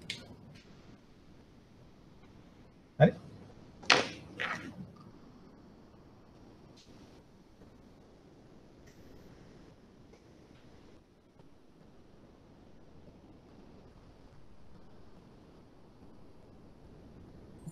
ඒ උදාහරණය මාසික පොලියද 10%? නෑ.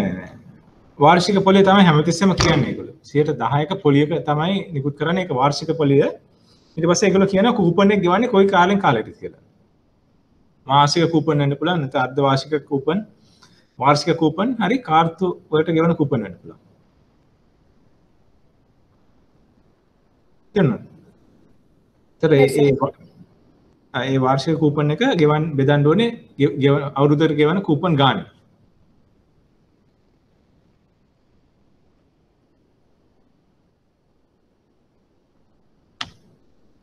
බැඳුම් කර වර්ග.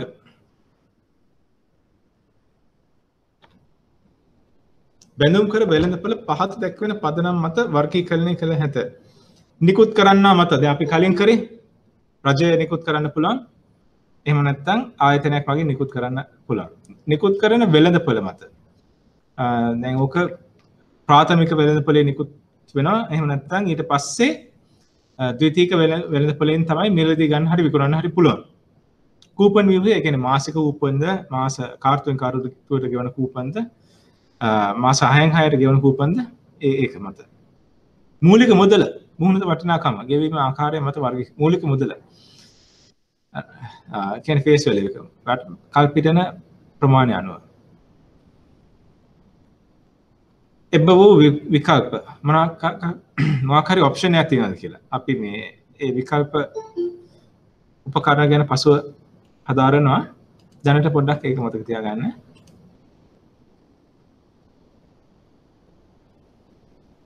ණය ශ්‍රේණිගත කිරීම. ඉතින් මේකත් අපි කලින් සාකච්ඡා කරා. ඒ කියන්නේ එක්ක ඉන්වෙස්ට්මන්ට් ග්‍රේඩ් වෙන්න පුළුවන් නැත්නම් ජංක් වෙන්න පුළුවන්. නිකුත් කරන්නා මත වර්ගීකරණය. රාජ්‍ය අර්ධ රාජ්‍ය. හරි. ඒ කියන්නේ එතකොට ප්‍රාදේශීය අධිකාරීන් local authorities දැන් කොළඹ municipal council එකට අවශ්‍ය නම් පුළුවන් මේ ණයකර නිකුත් කරන්න. කාල සීමා ජාතික කාල සීමාවන් ජාතික සීමාවන් ඉක්මවා යන ආයතන supra national bonds. ඒ අපි අහලා තියෙනවා මේ EU එක ගැන European Union. දැන් ඒගොල්ලෝ බොන්ඩ් එකක් නිකුත් කරොත් ඒක supra national bond එකක් කරනවා. ඒ වගේ OPEC එක. ඉතින් ඒගොල්ලන්ට අවශ්‍ය නම් පුළුවන් මේ වගේ bonds raise කරන්න. ඒවට කියන්නේ supra national. සාංගමික corporate bonds. John Keys වගේ කරොත් local authorities ප්‍රාදේශීය පාලන අධිකාරීන් වගේ නිකුත් කරන්න පුළුවන් නගර සභාව වලින් වෙන්න පුළුවන්. බදු මත පදනම් වී ඇත. ආදායම් බැඳුම් කර ලෙසද හැඳින්වේ. right මේක එක ව්‍යුහයන් මේවා ගැන තියෙන. නමුත් ඔයගොල්ලන් දැනගන්න ඕනේ එක එක ಜಾති තිබ්බට මේකේ ඇත්තටම ඇතුලේ තියෙන සංකල්පය එකයි. මොන ಜಾතිය වුණත් ඇතුලේ එකම සංකල්පය තියෙනවා. හරි?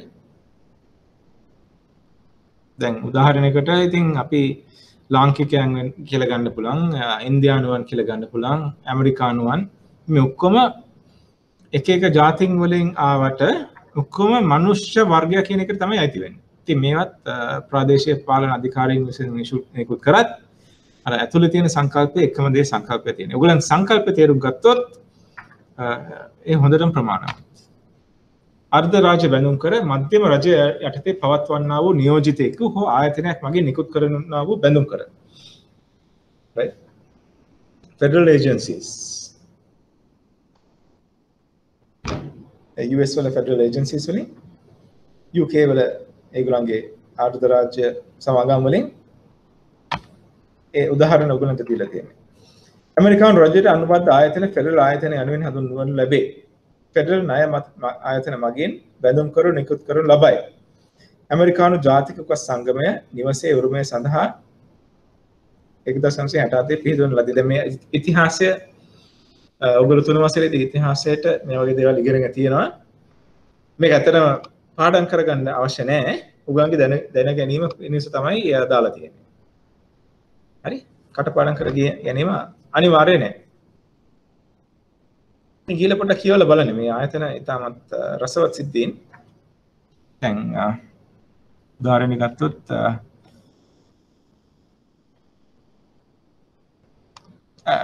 US Treasury කියවලා බලන්න ඒගොල්ලන් කොහොමද පටන් ගත්තේ කියලා. ඇමරිකාවේ Treasury භාණ්ඩාගාරය. right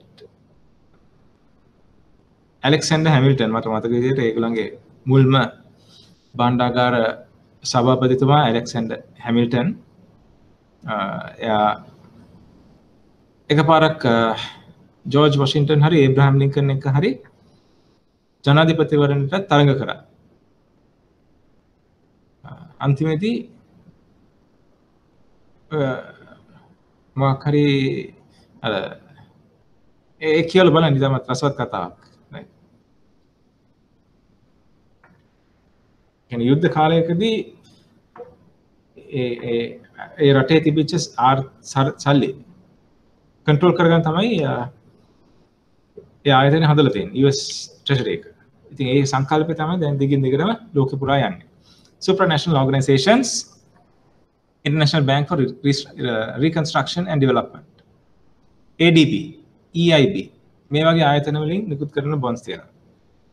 Corporate bonds නැත්නම් සාංගමික බැඳුම් කර සමාගම් මගින් නිකුත් කරන්නා වූ බැඳුම් කර සුරකුමක් මගින් නැවත ගෙවීමේ තහවුරු කරනු ලබයි.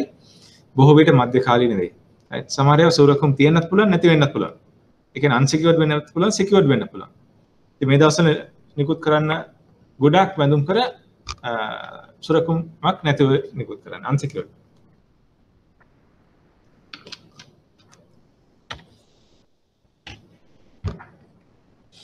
තොට නිකුත් කළ වෙළඳපොළ මත ඉන්ටර්නල් නැත්නම් එක්ස්ටර්නල්. right ඉන්ටර්නල් කියන්නේ නිකුත් කරන්නාගේ නීත්‍ය වාසය නිකුතව සිදු කරන රට වේ. නිත්‍ය වාසය සිදු කරන රට වේ. ඒ කියන්නේ ඉන්ටර්නල් බොන්ඩ් එක අභ්‍යන්තර බොන්ඩ් ණයකරයක් නම් බෙදුම් කරයක් නම් දැන් ලංකාවේ සමාගමක් ලංකාවෙම තමයි මේක ඉෂුව කරන්නේ නිකුත් කරන්නේ. නැත්තම් ෆොරින් වෙන්න පුළුවන්. නිකුත් කරන්නාගේ නිත්‍ය වාසය නිකුත්ව සිදු කරන රට නොවන විට. දැන් ජෝන් කීල්ස් ආයතනයේ ගිහිල්ලා අපි කියමු ඇමරිකාවේ බෙදුම් කර නිකුත් කරන්න පුළුවන්. හරි ඒක කිසිම බාධාවක් නැහැ ඒගොල්ලන්ට එහෙම කරන්න අවශ්‍ය නම් පුළුවන්. නමුත් ඒකේ දරන්න වෙන වියදම වැඩි. නැත්තම් බාහිර ඒකට කියන්නේ යුරෝ බොන්ඩ්ස් කියලා ජාත්‍යන්තර වෙළඳ මණ්ඩලයක් මගින් ප්‍රතිරක්ෂණය කරනු ලබයි. හරි ඒ කියන්නේ මේ බාහිර යුරෝ බොන්ඩ් කියන්නේ ඇත්තටම යුරෝ වලින් තියෙන බොන්ඩ්ස් නෙමෙයි. දැන් අපි කියමු උදාහරණයක විදිහට ඇමරිකාවේ ආයතනයක් ගිහිල්ලා ඕන රටක ආයතන ඇත්තටම කියන්නේ රෙජිස්ට්‍රේෂන් එක කරන්නේ ඇමරිකාවේ නෙමෙයි. නමුත් වෙන රටක එංගලන්තේ වෙන්න පුළුවන්, අප්‍රිකාව වෙන්න පුළුවන්, ජපාන් වල වෙන්න පුළුවන්. හැබැයි බොන්ඩ් එක ඉෂුව කරන්නේ ඩොලර්ස් වලින්. right ඩොලර්ස් වලින් ඉෂුව කරන බොන්ඩ් එකක් ඒගොල්ලෝ ගිහලා රෙජිස්ටර් වෙන්නේ ඩොලර් ඇමරිකාවෙන් එළිය රටක. ඒකට කියන්නේ යුරෝ බොන්ඩ් එකක් කියලා. කියන්නේ right රෙජිස්ට්‍රේෂන් එක තියෙන්නේ ඇමරිකාවෙන් පිටත. ඇමරිකාව ඇතුළේ නෙමෙයි. ඒකට ඒ වගේ බොන්ඩ් එකකට කියන්නේ යුරෝ බොන්ඩ් එකක් කියලා. ඒ මිසක් යුරෝ වලින් තියෙන බොන්ඩ් එකක් නෙමෙයි. ජාත්‍යන්තර වෙළඳ මණ්ඩලයක් විසින් ප්‍රතිරක්ෂණය කරනු ලබයි. හරි? රටවල් රැසකදී ආයෝජකයන් සඳහා ඉදිරිපත් කරනු ලැබේ. තනි රටක අධිකරණ බල සීමාවෙන් පිටත නිකුත් කරනු ලබයි. යුරෝ බැඳුම් කර.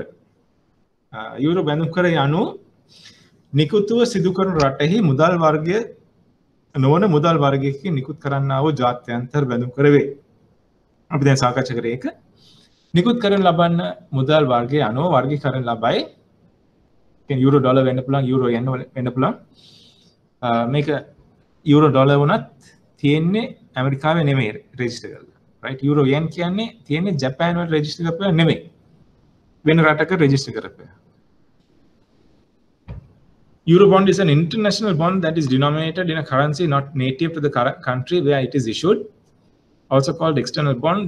External bonds which strictly are neither Euro bonds nor foreign bonds would also include foreign currency denominated domestic bonds. It can be categorized according to the currency in which it is issued. London is one of the centers of Euro bond markets, with Luxembourg being primary listing center for these instruments. Euro bonds may be traded through the world, for example, in Singapore or in Tokyo. Right? දැන් euro dollar කියන්නේ dollar තියෙන්නේ ඇමරිකාවේ register කරපු bond එක නෙමෙයි. මේක register කරලා තියෙන වෙන රටක. ග්ලෝබල් බොන්ඩ්ස් කියන්නේ ගෝලීය බැඳුම් කර එක් රටක හෝ රටවල් කිහිපයක විදේශ බැඳුම් කර වෙළඳපොලේ සහ යුරෝ බැඳුම් කර වෙළඳපොලේ නිකුත් කරන ලද සහ අලෙවි වන බැඳුම් කර ගෝලීය බැඳුම් කර ලෙස හඳුන්වයි. right? ඒතර මේවා ලෝකේ ඕන රටක නිකුත් කරන්න පුළුවන්. එක රටක පමණක් නෙමෙයි. රටවල් කිහිපයක බැඳුම් කර වෙන්න පුළුවන්. සුකුක් බැඳුම් කර සුකුක්. right? සුකුක් කියන්නේ අතරම මේ දැන් ශරියා නීති වලට අනුකූලව සිදු කරන්නා වූ බැඳුම් කර නිකුතුවක්. ඉස්ලාමීය මූල්‍ය සාතික පතකී මේවා ගොඩක් විට ඉෂුව කරන්නේ ඉස්ලාමීය රටවල්. කියන්නේ සෞදි අරාබිය, දුබයි ඒ වගේ රටවල්. ස්ථීර ප්‍රතිලාභ හා පොලිස් සහිත ආයෝජනයන් ඉස්ලාම් දහමට පටහැනි බැවින් කියන්නේ ඒගොල්ලන්ට අර ඉන්ට්‍රස්ට් පිළිබඳ යම් ප්‍රශ්නයක් තියෙන නිසා තමයි ඒකට අනුකූල වෙන වෙනත් සාතික පතක් නිකුත් කරන්නේ. ඉස්ලාමීය අවශ්‍යකුක් සාතික පත. ඒ සඳහා ආදේශකයක් වන මූල්‍ය උපකරණයක්. ඉස්ලාම දහමේ ශරියා නීතියට අනුව සකසා ඇත. මතක තියාගන්න ඒක තියෙන්නේ ශරියා නීතියට අනුකූලව. Link the return and cash flows of the financing of to the asset purchased or the return generated from an asset purchased. හරි. එතකොට මේක මතක තියාගන්න අවශ්‍ය මේ සුකුක් බැඳුම් කරේ නිකුත් කරන්නේ ශරියා නීතියට අනුකූල වෙන්න. සාම්ප්‍රදායික බැඳුම්කරයක් ණය මුදලක් ගෙවීම සඳහා වන පොරොන්දුවක් වන අතර සුකුක් සාතිකය ණය මුදලක් වත්කමක් ව්‍යාපෘතියක් හෝ ව්‍යාපාරයක් හෝ ආයෝජනයක් සඳහා භාගික හෝ අර්ධ වශයෙන් හිමිකම් දරයි. Sukuk can be structured alongside different techniques. While a conventional bond is a promise to repay a loan, Sukuk constitutes partial ownership in a debt or asset or a project or a business or an investment. හරි. ඉතින් මේ නම් ඇත්තටම මතක තියාගන්න අනිවාර්ය නෑ. ඔයගොල්ලන්ගේ දැන ගැනීමට හොඳයි. ඉතින් මේ පිළිබඳව තවත් අධ්‍යයනය කරලා බලන්න. බොහොම රසවත් මාතෘකාවක්. කූපන් පොලි ව්‍යුහයන් මත වර්ගීකරණය. ෆික්ස් කූපන් වෙන්න පුළුවන්. ඒ කියන්නේ දැන් අපේ කලින් උදාහරණයට අනුව මේ 110 කූපන් එක මෙන්න මේක වෙනස් නොවෙන්න පුළුවන් අවුරුදු 5 ඇතුළත. හරි. ඒක කියන්නේ ෆික්ස් කූපන් එකක්. ස්ථාවර කූපන් බැලුම් කර. කූපන් පොලිය බැලුම් කරේ ආයු කාලය තුල වෙනස් නොවේ. ඒකට මේක ඉෂු කර දවසේ ඉඳලා මැච් වෙන කාලෙ වෙනකන් කූපන් අනුපාතය වෙනස් වෙන්නේ නැහැ මොනවා වුණත්. රටේ පොලිය අනුපාතය මොනවා වුණත් මේ 10 වෙනස් වෙන්නේ නැහැ. කල්පිරීම වෙනකන්.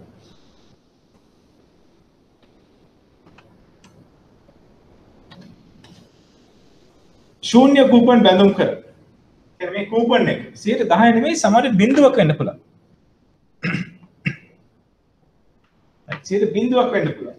10ක් නැතුව 0.0ක් වෙන්න පුළුවන්. මේක 0.0ක් වුණොත් වසරක් පාසා ලැබෙන කූපන් පොලිය කීයද? බොහොම සරල ප්‍රශ්නයක්. කූපන් පොලිය අනුපාතය 0.0 නම් වසරක් පාසා කොච්චර පොලිය අනුපාතයක් ලැබෙනවද? පොලියක් ලැබෙන්නේ නැහැ. ඔව් පොලියක් ලැබෙන්නේ නැහැ. හරියටම හරි. ඒතර කොහොමද එතන පොලිය ගණනය කරන්නේ? පොලියක් ලැබෙන්නේ නැත්නම් ඒ ආයෝජකයාට තියෙන වාසිය මොකක්ද?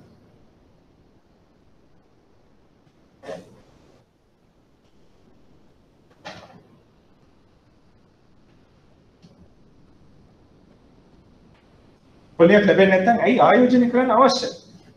ඇයි ණය හිමියෝ ණය දෙන්නේ?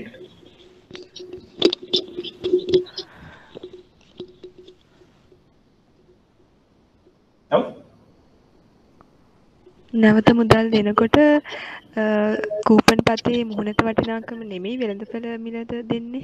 එහෙම වුණොත් වාසි. නැවත ඒ කල්පිරෙන් දවසට හම්බෙන්නේ කොච්චරද? ඒ කියන්නේ වෙළඳපළ මිල වෙනස් වෙලා තිබුණොත්. ඔව්. එහෙමද සර්? වෙළඳපළ මිල වෙනස් වෙලා තිබුණොත්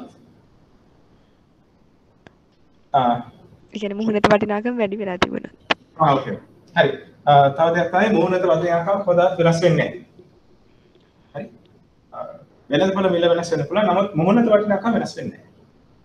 ඒ කියන්නේ මේ කල්පිරෙන් දවසට අනිවාර්යෙන් හම්බෙන්නේ මුහුණත වටිනාකම විතරයි.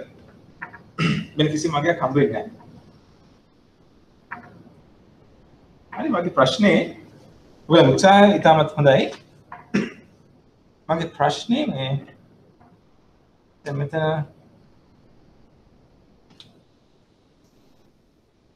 10% වුණොත් ආයෝජකයාට මොකද්ද තියෙන වාසිය? කොහොමද යාට මුදල් උපයා ගන්න පුළුවන්? නැවත විකිණීමෙන් නැවත විකිණීමෙන් පුළුවන්. හරි. මේකයි වෙන්නේ. දැන් මේක 0.0ක් වුණොත් මේ හැම අවුරුද්දෙම අපේ කූපන් පොලිය 0යි. නේ?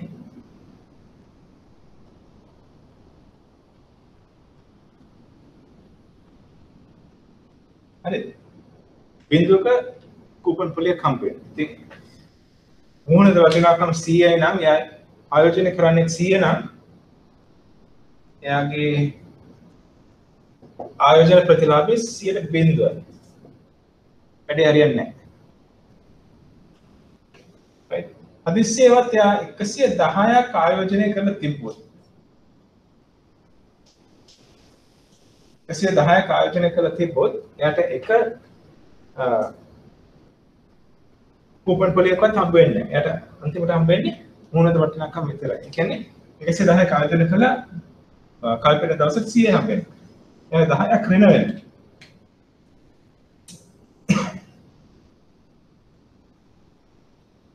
හරි. එතකොට ඍණ ආදායමක් තමයි යට තියෙන්නේ.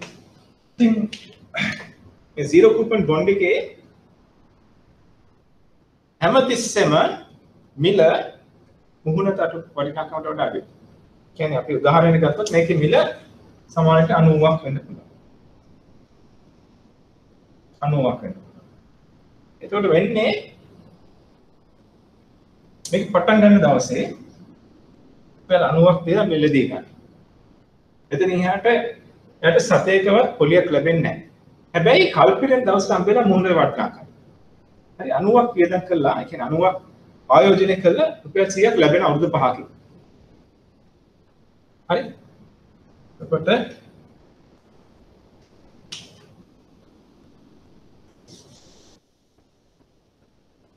රුපියල් 10ක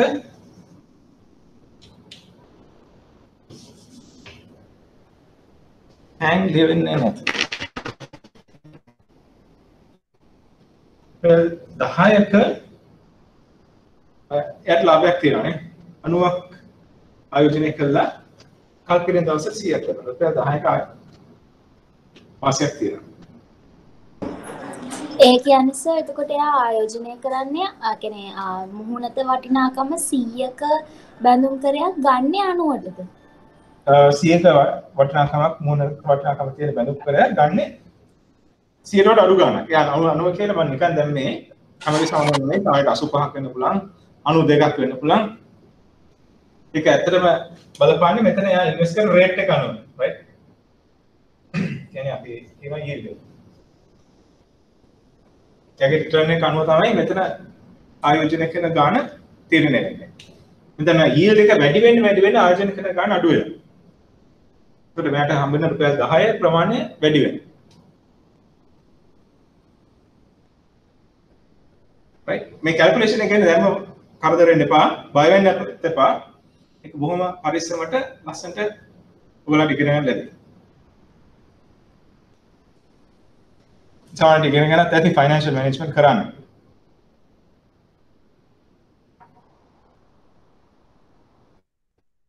හරි. මතක තියාගන්න zero coupon bond එකක් විතරම ඒකේ වටිනාකම මුහුණත වටිනාකමට වඩා අඩුයි. right?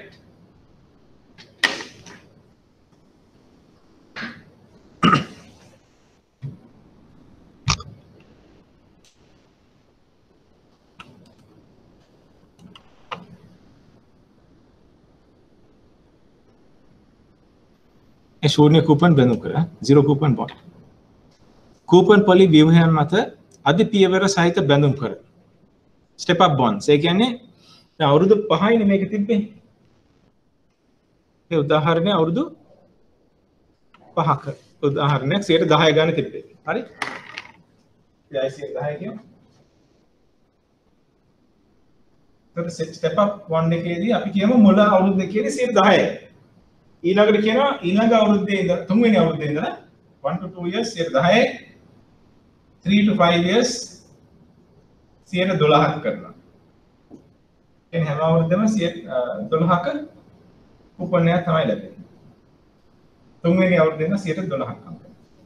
මුල අවුරුද්ද දෙකේ 10යි මුල අවුරුද්ද දෙකේ 10 ගානේ තුනේ ඉඳලා 5ට 12ක්. right? අද පියවර වැඩි වෙනවා. මේක වැඩි වෙනවා. කූපන් පොලිය වැඩි වෙනවා. ඒකට කියන්නේ අදි පියවර බෙදුම් කරනවා. ඒක අනිත් පැත්ත වෙන්න පුළුවන්.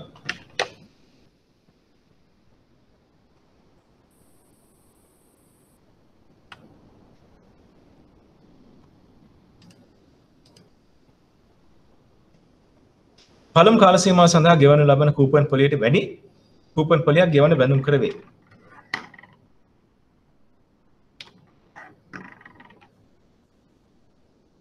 coupon poly व्यूहन मत वर्गीकरण a bond that pays an initial coupon rate for the first period and then a high coupon rate for the following periods. A step-up bond is one in which subsequent future coupon payments are received at a higher predetermined amount than previous or current periods. Right? ඒකේ අපි කලින් කතා කරපු විදිහට මුල කාල සීමාවට අඩු පොලියකුත් ඊට පස්සේ වැඩි පොලියකුත් ලබා දෙන බෙදුම් කර.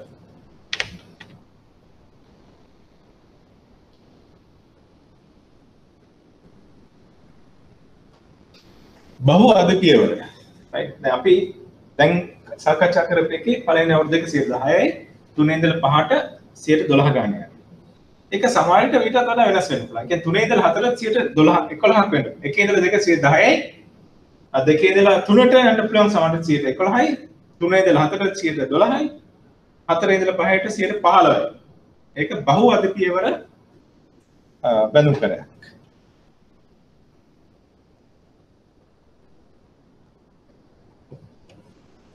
කූපන් පොලි විවහාර මත තවත් වර්ගීකරණය තමයි කල් දමන ලද කූපන් සහිත බඳුන් කර. කියන්නේ කූපන් එක අවුරුදු 3කට ග්‍රේස් තියෙනවා. ග්‍රේස් පීරියඩ් එක අවුරුදු 3යි. කියන්නේ මුල අවුරුදු 3 කූපන් ගෙවන්නේ නැහැ. right මේ 10% බඳුන් කරේ මුල අවුරුදු 3 කූපන් ගෙවන්නේ නැහැ. ඊට පස්සේ කූපන් නැහැ ගෙවනවා.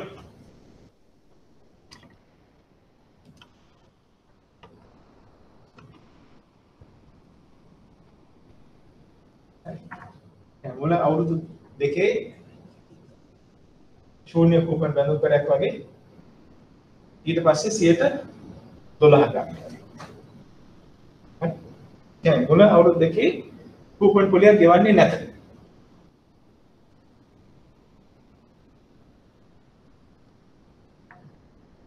නමුත් එතනින් එහාට පොලියක් ගෙවනවා.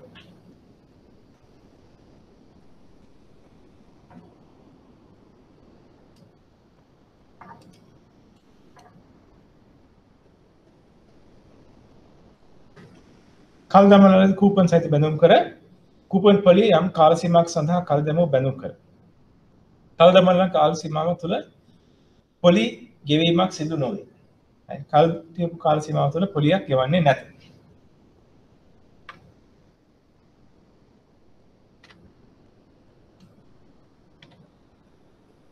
පාවෙන පොලි සහිත බැඳුම් කර floating rate bond. දැන් අපි මෙච්චර කරේ ස්ථාවර පොලිය සහිත බැඳුම් කරයක්. ඒ කියන්නේ ඒකේ රේට් එක වෙනස් වෙන්නේ නැහැ මොනවා වුණත්.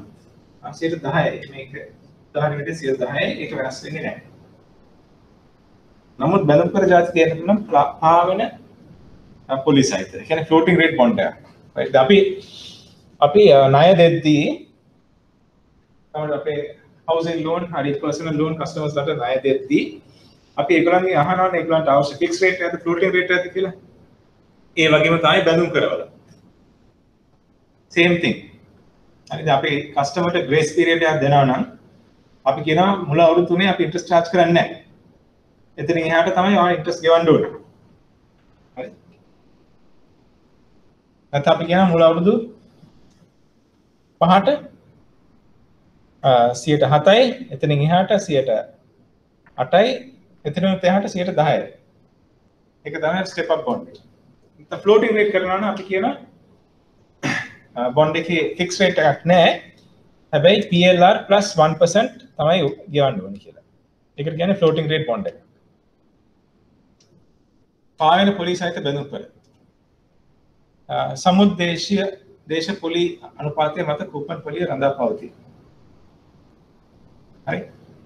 කොහොමද යම් කිසි benchmark rate එකක් තියෙනවා. ඒක අනුව තමයි කූපන් රේට් එක බලපවත්වන්නේ. ඒ කියන්නේ සමහරවිට ඔය බෙන්ච්මාර්ක් එක වෙන්න පුළුවන් මාස 6 ට්‍රෙෂරි බිල් එක වෙන්න පුළුවන්. එහෙම නැත්නම් AWPLR එක වෙන්න පුළුවන්. ඒක මුලදීම කස්ටමර්ත් එක්ක ඇග්‍රී වෙන්න ඕනේ. ඔයගොල්ලෝ මැදදී මුලදී කස්ටමර්ට කියලා මේ ෆික්ස් රේට් එක දෙනවා ඊට පස්සේ 6 months T-bill කියලා එකපාරට වෙනස් කරන්න බෑ. right නැත්නම් 6 months floating rate දෙනවා කියලා මුලින්ම PLR එකෙන් ගිහලා ඊට පස්සේ 6 months T-bill එකට මාරු වෙන්නත් බෑ. හැම දෙයක්ම මුලදීම කස්ටමර්ත් එක්ක කැමති කර ගන්න ඕනේ මොනවා කරත්. පාවෙන පොලි සහිත බැඳුම් කර. සමුද්දේශ පොලි අනුපාත මත කූපන් පොලිය රඳා පවතී. ඒ කියන්නේ බෙන්ච්මාර්ක් රේට් එකක් උඩ කූපන් පොලිය මිනුම් පොලි අනුපාතය එකතු කිරීම සඳහා පොලි අනුපාතය. සඳහා පොලි උපාන්තය.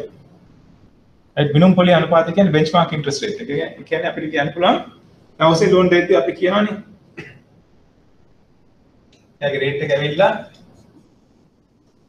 AWPLR plus 2%. හරි ඊට පස්සේ AWPLR හැම සතියෙම කීයද කියලා අපි දන්නවා. දැන් මේ සතියේ අපි කියමු 6යි කියලා. 5.5 කියමු. ධන 2යි 7.4. මේ තමයි පාවෙන පොලි මත ණය අනුපාතය. කූපන් පොලිය මිනුම් පොලි අනුපාතය එකතු කිරීම සඳහන් පොලි අනුපාතය.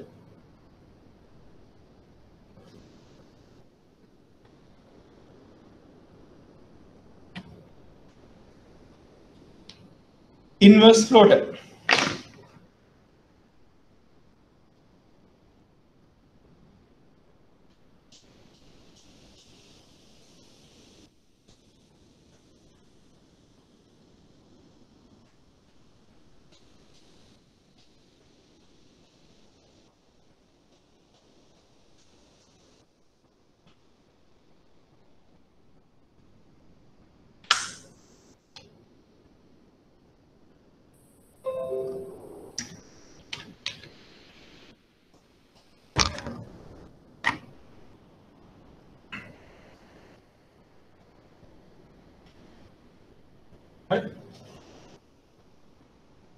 The inverse float එකේ මේක floating rate නේ.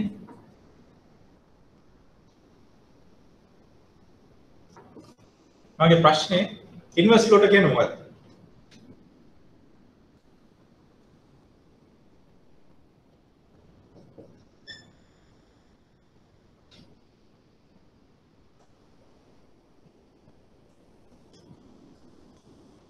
ඔක අනිත් පැත්තට තියෙන්නේ. සමහරවිට 12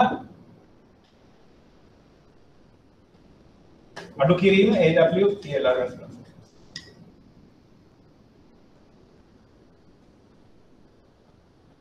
හරි මේක ඉන්වර්ස් ලෝඩ් එකක් වෙන්න පුළුවන්.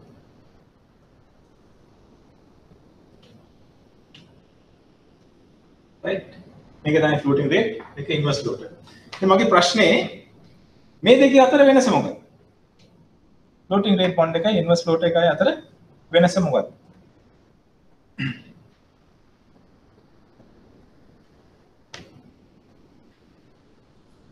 සර් බෝඩ් එකේ ලියන ඒවා නම් ටිකක් පැහැදිලි මදි සර්.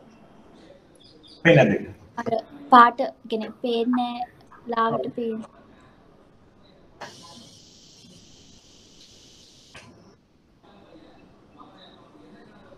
මේක පේනවද? floating rate පේනවද? ඒකත් ලාවට පේනවා.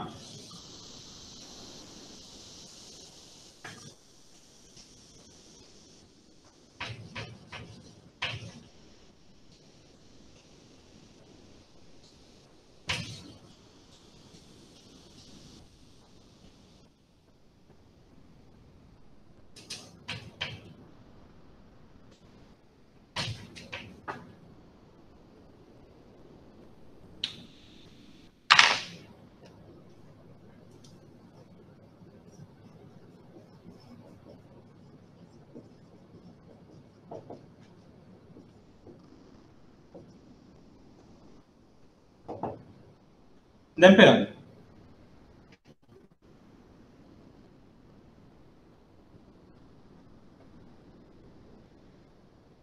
මේක පේනවද? පේනවා සර්.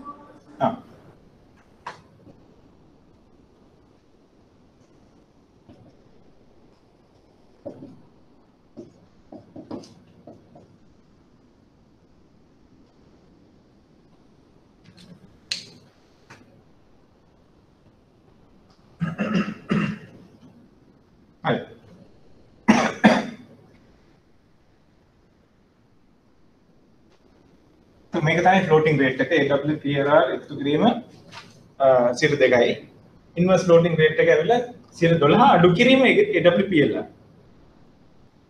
right එතකොට මගේ ප්‍රශ්නේ මේ දෙක අතර වෙනස මොකක්ද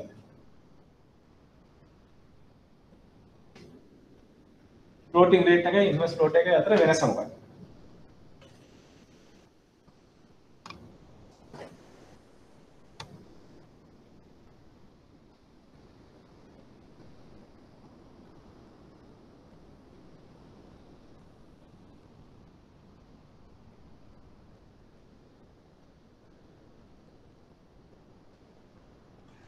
ෆ්ලෝටින් රේට් එකේදී සර් මේ AWPLR එක වැඩි වෙනකොට ඉන්ටරෙස්ට් රේට් එක වැඩි වෙනවා. ඔව්. ඉන්වර්ස් එකේදී AWPLR එක වැඩි වෙනකොට රේට් එක අඩු වෙනවා. very good. නියමයි. දැන් ෆ්ලෝටින් රේට් බොන්ඩ් එකේ අපි කියමු AWPLR එක 10යි කියලා. හරි? 10 දී ඒක වෙන්නේ 10 ධන 2. ඒ කියන්නේ 12යි.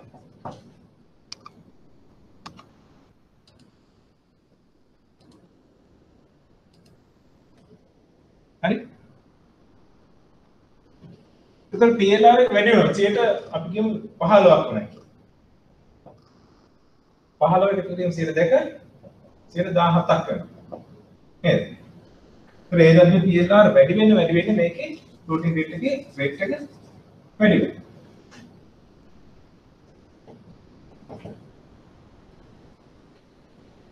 හැබැයි ඉන්වර්ස් ෆ්ලෝට් එකේ කොහොමද වෙන්නේ මේක 112 AWPLR 5යි නම් අඩු කිරීම 5 7යි හරි එතකොට AWPLR එක 10 වෙනවා ඒ කියන්නේ PLR එක වැඩි වුණොත් මේක 2යි ඒ කියන්නේ PLR වැඩි වෙන්න ඉන්වර්ස් ෆ්ලෝට් එකේ පොලි අනුපාතය අඩු වෙනවා ඒ දෙක තමයි මේ දෙක අතර තියෙන ලොකුම වෙනස. ෆ්ලෝටින් රේට් එකේ පොලි අනුපාතය ඉහළ යන්න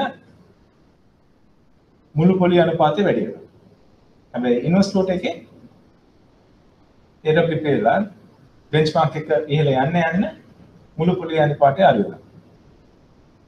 රයිට් පැහැදිලි?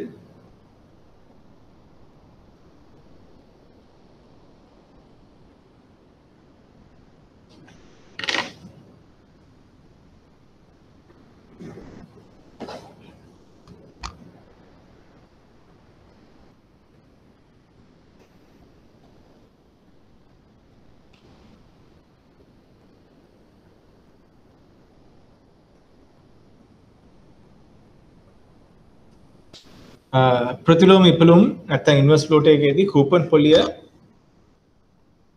right කියන්නේ කූපන් පොලිය අඩු කිරීම මිනුම් අංක පොලිය. මෙහිදී මිනුම් අංක පොලිය අඩු වීමේදී කූපන් පොලිය වැඩි වෙන අතර මිනුම් අංක පොලිය වැඩි වීමේදී කූපන් පොලිය අඩු වෙනවා.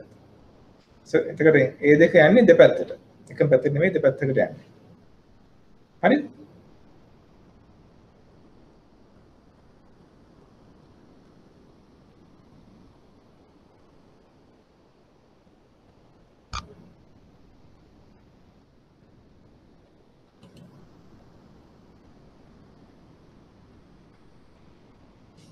තව වර්ගයක් තියෙනවා උද්දමනය හා බැඳි බැඳුම් කර ඉන්ෆ්ලේෂන් ලින්ක් බොන්ඩ්ස්. ඒ කියන්නේ උද්දමන වේගය ඉන්ෆ්ලේෂන් එක වැඩි වෙන්න මේ බොන්ඩ් එකෙන් දෙන පොලි අනුපාතය වැඩි වෙනවා. උද්දමනය හා බැඳි බැඳුම් කර ඉන්ෆ්ලේෂන් ලින්ක් බොන්ඩ්ස් උද්දමනය තුලින් සිදුවිය හැකි ප්‍රතිලාභ පහත යාමේ අවදානම මෙම බැඳුම් කර තුලින් සිදුවිය හැකියි. හරි උද්දමනය තුලින් සිදුවිය හැකි ප්‍රතිලාභ පහත යාමේ අවදානම කියන්නේ උද්දමනය වැඩි වෙන්න අපි දැන් බලමු මේ ඕගොල්ලන්ට මතක ඇති අපි ගිය සතියේ සාකච්ඡා කරා සිම්බාබ්වේ රටේ තිබිච්ච තත්ත්වය උද්දමනය 200 ගානකට වගේ ගියා. එතකොට ගොඩාක් අයට පාඩු තමයි සිද්ධ වෙන්නේ. උද්දමන වේගය වැඩි වෙන්න. නමුත් ඉන්ෆ්ලේෂන් ලින්ක් බොන්ඩ් එකක් තිබ්බනම් උද්දමන වේගය වැඩි වෙන්න ඒකෙන් ලැබෙන ප්‍රතිලාභයත් වැඩි වෙනවා. ඒකට උද්දමනය තුලින් සිදුවිය හැකි ප්‍රතිලාභ පහත යාමේ අවදානම. හරි උද්දමනයේ තේති ප්‍රතිලාභය අඩු වෙනවා. එම අවදානම මෙම තුල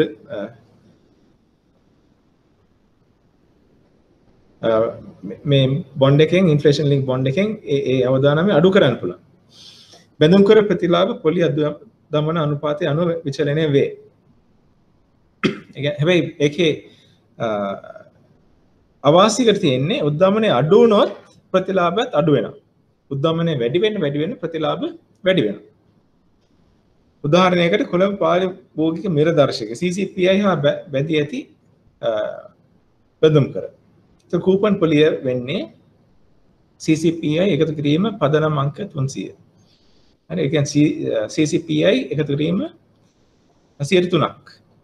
તો CCPI 10 නම් මේ බොන්ඩ් එකෙන් හම්බෙන කූපන් එක කීයද? කියන්නේ රටේ උද්දමනය 10 නම්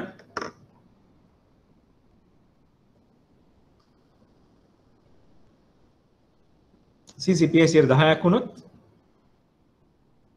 10 ධන 3 කීයක් වෙනවද?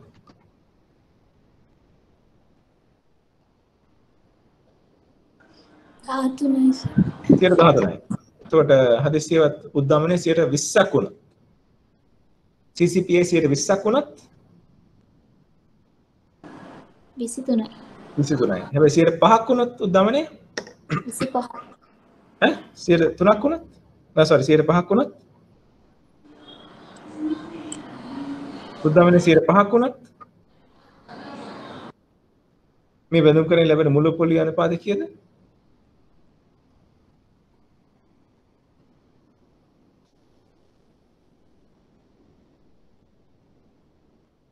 උද්දමනය 5යි නම් 8යි. 8යි. කියන උද්දමනය වැඩි වෙන්න ලැබෙන ප්‍රතිලාභය වැඩි, අඩු වෙන්න ලැබෙන ප්‍රතිලාභ අඩු වෙනවා. හරි ඒක උද්දමනය හා බැඳිච්ච බැඳුම් කරයක්. සාම්ප්‍රදායික බැඳුම් කර. ආයුධ මුදල නැවත ගෙවීම මත පදනම් වූ වර්ගීකරණය සාම්ප්‍රදායික බැඳුම් කර. ප්ලේන් වෙනිලා බොන්ඩ් එකක්. සාම්ප්‍රදායික ලෙස කල් පිරීමේදී මූලික මූණත වටිනාකම ලබා දෙන බැඳුම් කර. දැන් අපි කලින් කරේ අර 10%ක බොන්ඩ් එක ඉෂු කරන අවුරුදු 5කට. ඒ කියන්නේ අවුරුදු 5කට පස්සේ මූණත වටිනාකම ලැබෙනවා. ඒ වගේම අවුරුද්දක් පාසා ලැබෙනවා පොලි අනුපාතය. A bond with no unusual features paying a fixed rate of interest and redeemable in future in full on maturity. The term derived from vanilla or plain flavored ice cream. හරි මේකට කියන්නේ vanilla bond එකක්. issue is then vanilla ice cream කන්න කවුරුත් කැමති නැහැ නේ. හැම අස chocolate ice cream හරි. මොකද මේ මේක butter Scotch උයි fruit and nut උයි අර්ථකල පන් අඹයි අන්නාසි මැංගෝයි ඕක කන්නේ. plain vanilla එක ගොඩක් අය කැමති නැති. මේ බොන්ඩ් එක plain vanilla බොන්ඩ් එකක්. නිකන් හැමදාම දකින්න එක වගේ. right. ඒතකොට කවුරුත් මේ බොන්ඩ් එක ගණන් ගන්නෙත් නැහැ. නමුත් මේක තමයි වැඩිපුරම තියෙන බොන්ඩ් එක. vanilla ice cream තමයි අපි වැඩිපුරම දකින්නේ. ඒ වගේ වැඩක්. ඒක නිසා තමයි මේකට plain vanilla bond එකක් කියන්නේ. The term is derived from vanilla or plain flavored ice cream. Issuer is not required to make any principal prepayment prior to the maturity date. හරි mature වෙන කලින් ඒකේ මුහුණත වටිනාකම ගෙවීම අවශ්‍ය වෙන්නේ නැහැ.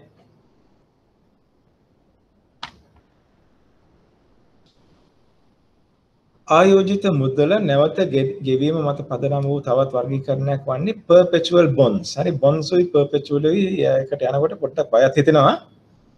නමුත් perpetual bonds කියන්නේ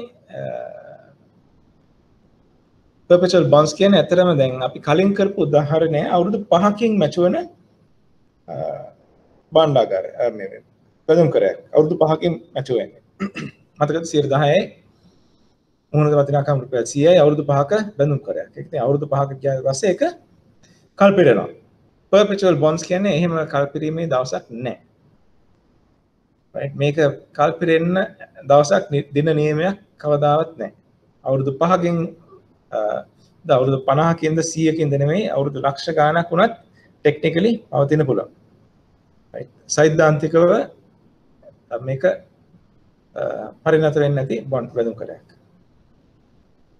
මේ බැඳුම් කරවල කල්පිරීමේ දිනයක් නොමැති අතර කූපන් ගෙවීම නොකඩවා සිදුවේ.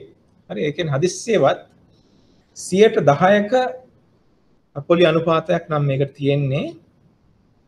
මේක කල්පිරීමේ දිනයක් නැති නිත්‍ය බැඳුම් කරයක් නම් ඒ 10% එම ආයතනයේ මගින් හැම අවුරුද්දෙම ගෙවිය යුතුයි. ඒක අවුරුදු 5කට ගෙවනවා 10කට ගෙවනවා නෙමෙයි. ඒ බොන්ඩ් එක මැචුර් වෙන්නේ නැති නිසා 17ටම ගෙවිය යුතුයි.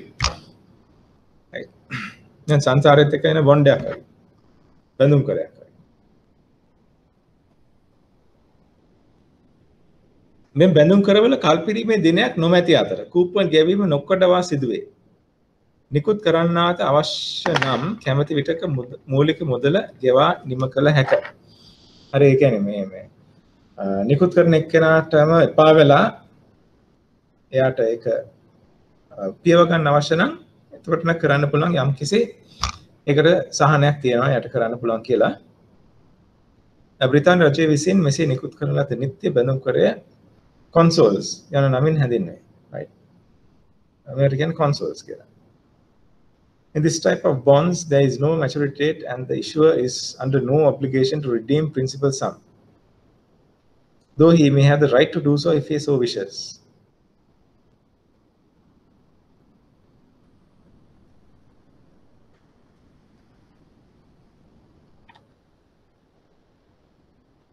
නිකුත් කරන ලද මුදල් වර්ගය මත ඩොලර් බැඳුම් කර තියෙන පුළුවන් රුපියල් ද්විත්ව මුදල් බැඳුම් කර dual currency deposits වෙන්න පුළුවන්. දැන් ඩොලර් බැඳුම් කර ලංකාවෙන් නම් අපි ජාති දෙකම ඉෂු කරලා තියෙන එක රුපියල් බැඳුම් කරක් තියෙනවා ඩොලර් බැඳුම් කරක් තියෙනවා. ඩොලර් බැඳුම් කර ජාති දෙකක් තියෙනවා අපිට. එකක් ඇවිල්ලා ශ්‍රී ලංකා ඩෙවලොප්මන්ට් බොන්ඩ් එක. අනිත් එක සවරෙන් බොන්ඩ් එක. හරි ශ්‍රී ලංකා ඩෙවලොප්මන්ට් බොන්ඩ් එක ටාගට් එක තියෙන්නේ ලෝකල් ඉන්වෙස්ටර්ස් ලව. සවරෙන් බොන්ඩ් එකේ ටාගට් එක තියෙන්නේ ඔක්කොම ෆොරින් ඉන්වෙස්ටර්ස්. ද්විත්ව මුදල් බැඳුම් කර කියන්නේ ඩුවල් කරන්සි ඩිපොසිට්. ඒ කියන්නේ සමහරවිට අපි පටන් ගන්නෙ ඩොලර් එකකින් වෙන්න පුළුවන්. රයිට් අපි ඉන්වෙස්ට් කරන්නේ මුලින්ම ඩොලර්ස් වලින්. අපි ගා ඩොලර්ස් තියෙනවා නම් අපි ගිහලා ඩුවල් කරන්සි ඩිපොසිට් එකක් ගන්න එක ඉන්වෙස්ට් කරනවා. එතකොට ඒකේ ලැබෙන රිටර්න්ස් අපිට ලැබෙනවා. නමුත් බැඳුම් කරය කල්පිරුවට පස්සේ අපිට සමහරට ලැබෙන්නේ ඩොලර්ස් වලින් නෙමෙයි වෙන්න පුළුවන්. ඒක සමහරට රුපියල් වලින් ලැබෙන්න පුළුවන්. ඒ වගේ බැඳුම් කරක් තියෙනවා. ඒකට කියන්නේ ඩුවල් කරන්සි ඩිපොසිට් කියලා. මේ ඩුවල් කරන්සි ඩිපොසිට් එක මේ වගේ බැඳුම් කරයක ඉතාමත්ම සංකීර්ණයි. ඉතාමත් සංකීර්ණයි කියවට ඇත්තටම ලොකු සංකීර්ණ ගතියකුත් නැහැ. ඇත්තටම ඔක තියෙන්නේ මේ අර ඔප්ෂන්ස් කියන දේ තියෙනවා. right. put option එකක් තියෙන ඇතුලේ ඒක මොකද කියලා ඔයගලන්ට ඉස්සරහට දැනගන්න ලැබෙයි. එතකොට වෙන්නේ අපි උදාහරණයක් විදිහට ඩොලර්ස් වලින් ඉන්වෙස්ට් කරොත් ඒගොල්ලෝ කියන යුරෝයි ඩොලරයි යම් කිසි රේට් එකක් දෙනවා 1.15යි. හරි ඒගොල්ලෝ කියන්නේ ඉතින් ඒ රේට් එකට වඩා රේට් එක අඩු වුණොත් අපිට හම්බෙන්නේ යුරෝ. ඊට වඩා රේට් එක වැඩි වුණොත් අපිට ඩොලර්ස්ම ගන්න පුළුවන්. රයිට්. ඒතකොට ඒ වගේ bonds වල ආයෝජනය කරනවා නම් විදේශ විනිමය අවදානමකුත් තියෙනවා. හරි. ඉතින් ඔය සියලුම දේවල් ගැන සැලකීමක් වෙන්න ඕනේ. Embedded options එබ්බු විකල්ප සහිත බැඳුම් කර. එඳ විය හැකි බැඳුම් කර. කියන්නේ දැන් අපි කියමු කැඳ විය හැකි බැඳුම් කරයක් ඉෂුව් අර 10% බැඳුම් කරය. හරි අවුරුදු 5 10% බැඳුම් කරේ දැන් අපි කියමු ඒක ඉෂුව් කළ ආයතනයේට ඒක කෝලබල් බොන්ඩ් එකක් නේ. දැන් ඒ කියන්නේ කැඳ විය හැකි බැඳුම් කරයක් නම් මාකට් එකේ ඉන්ට්‍රස්ට් රේට් එක 15ක් වුණොත් නෑ අපි මුලින්ම 5ක් වුණොත් කියන්නේ මාකට් එකේ ඉන්ට්‍රස්ට් රේට් එක 5ක් වුණොත් ඒ ආයතනයේට අර කලින් 10% බැඳුම් කරේ පවත්වාගෙන යාමද ලාභ ඒක කල් පිරවීමද ලාභ. හරි බැඳුම් කරේ වටිනාකම 10%යි. නමුත් වෙළඳපොලේ වටිනාකම මාකට් එකේ ඒ බැඳුම් කරේම ගන්න පුළුවන් 3යි 5කට. එයා සමාන බැඳුම් කරයක් 5කට යනවා. එතකොට අර ණය ගත්ත කෙනාට වඩාත්ම ලාභදායක වෙන්නේ අර 10% ගානේ ගෙවාගෙන යන එකද නැත්නම් ඒක කල්පරෝණ එකද? කල්පිරීම ලාභයි. ඔව් රේට් එක අඩු වුණොත් එයාට වාසි කල්පිරීමකට ලක් කිරීම. නමුත් රේට් එක 15ක් වුණොත් 10% දෙපෙච්ච එක එකවටම 15ක් වුණා. එතකොට එයාට ලාභ 10 ගාන ගෙවන එකද නැත්නම් කල්පුරවන එකද? 10 ගාන ගෙවන එක ලාභයි. 10 ගාන ගෙවන එක ලාභයි.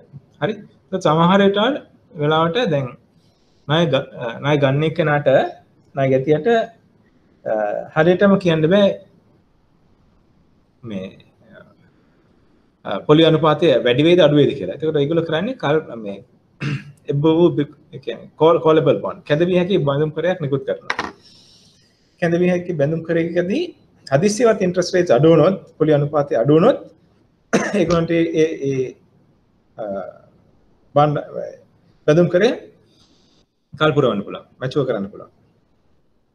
right? તો rates අඩු වුණොත් ඒ බොන්ඩ් එක මැච් වෙයි. ඒකට කියන්නේ callable bond. callable කියන්නේ තමන් වෙතට අඬ ගහ ගන්නවා. හරි? බොන්ඩ් එක කල්පිරෙන දාට තමන් ගාවට ගන්න callable bond. ඒ කියන්නේ පොලි අනුපාතය අඩු වුණොත් තමයි මේක තමන් වෙතට ගන්න. නැත්තම් එළියම තව කවුරු හරි ගෙවා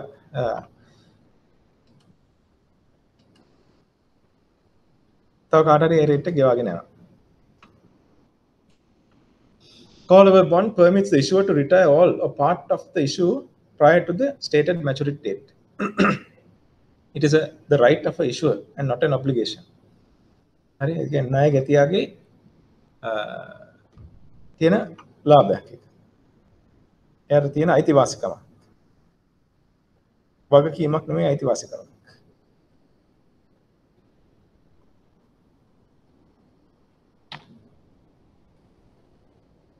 Putable bond. මේකේ අනිත් පැත්ත. දැන් හදිස්සියේ අපි කියමු අපි අර 10% වැඳුම් කරේ ආයෝජනය කරනවා. right? ආයෝජනය කරොත් අපිට හදිස්සියවත් මාකට් එකේ ඉන්ට්‍රස්ට් රේට්ස් අඩු වුණොත් අපිට ලාභ වෙන්නේ අර 10% ගාන එක කන්ටිනියු කරන එකද නැත්නම් ඒකෙන් ඒක විකුණන දාන එකද? අපි ආයෝජකයා මාකට් එක අපි දකින පොලි අනුපාත අඩු වෙනවා 10% ඉඳලා 5%. ඒතර අපිට ලාභ වෙන්නේ ඒ පොලි අනුපාතය ඒක තියාගන්න එකද නැත්නම් විකුණන එකද? විකුණන එක නේද? නෑ ඒක තියාගන්න එක අපිට ලාභයි. මොකද අපිනේ ආයෝජකයා අපි හැමතිස්සෙම කැමති අපිට වැඩිපුර රේට් එකක් එනවනම්. right? ඒතකොට මාකට් එකේ අපි ඒක ආයෝජනය කරලා තියෙන 10% ගානේ හැබැයි අලුතෙන් රේට් එක වැටෙනවා 5%ට. ඉතින් අපිට ලාභ අර 10% ගානේ අපිට ලැබෙනවා නම් විකුණුවොත් අපිට පාඩු 5% ඊට පස්සේ හම්බ වෙනවා. නේද? හැබැයි හදිසියවත් පොලි අනුපාතය 15%ක් වුණොත් එතකොට අපිට ලාභ මොකද්ද? ඒක විකුණන එකද නැත්නම් කලින් ගත්ත 10% ගානේ තියාගෙන එකද?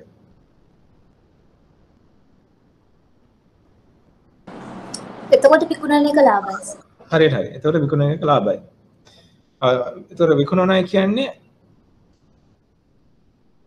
අපි ගාව තියෙන එකක් අපි කාට හරි දෙනවා. පුටබල් බොන්ඩ් කියලා කියන්නේ.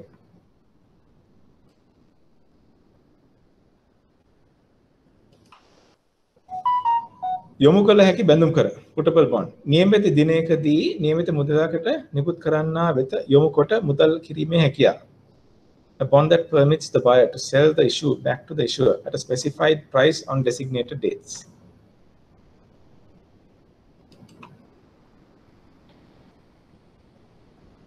එබ්බවූ විකල්ප සහිත තවත් බැඳුම් කරයක් තමයි පරිවර්ත්‍ය බැඳුම් කර convertible bonds කියන එක.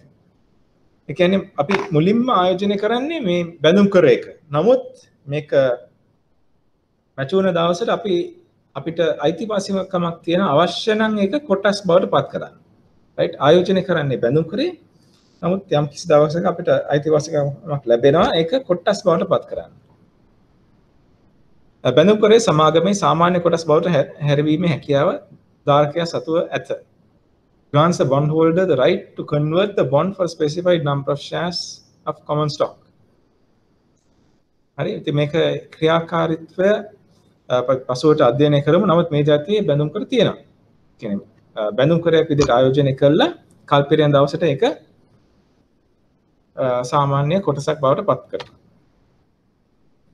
ණය ශ්‍රේණිගත කිරීම මත බැඳුම් කිරීම අපි කලින් කරා.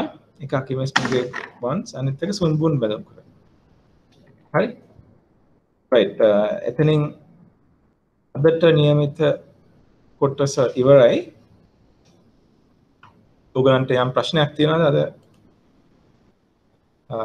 පාඩම සම්බන්ධව?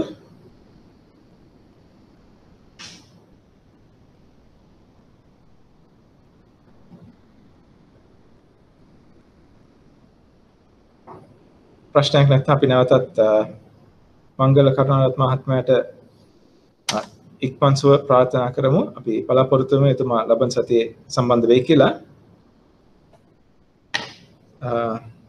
තකන් ඔබලාටත් ඔබලා සියලු දෙනාටම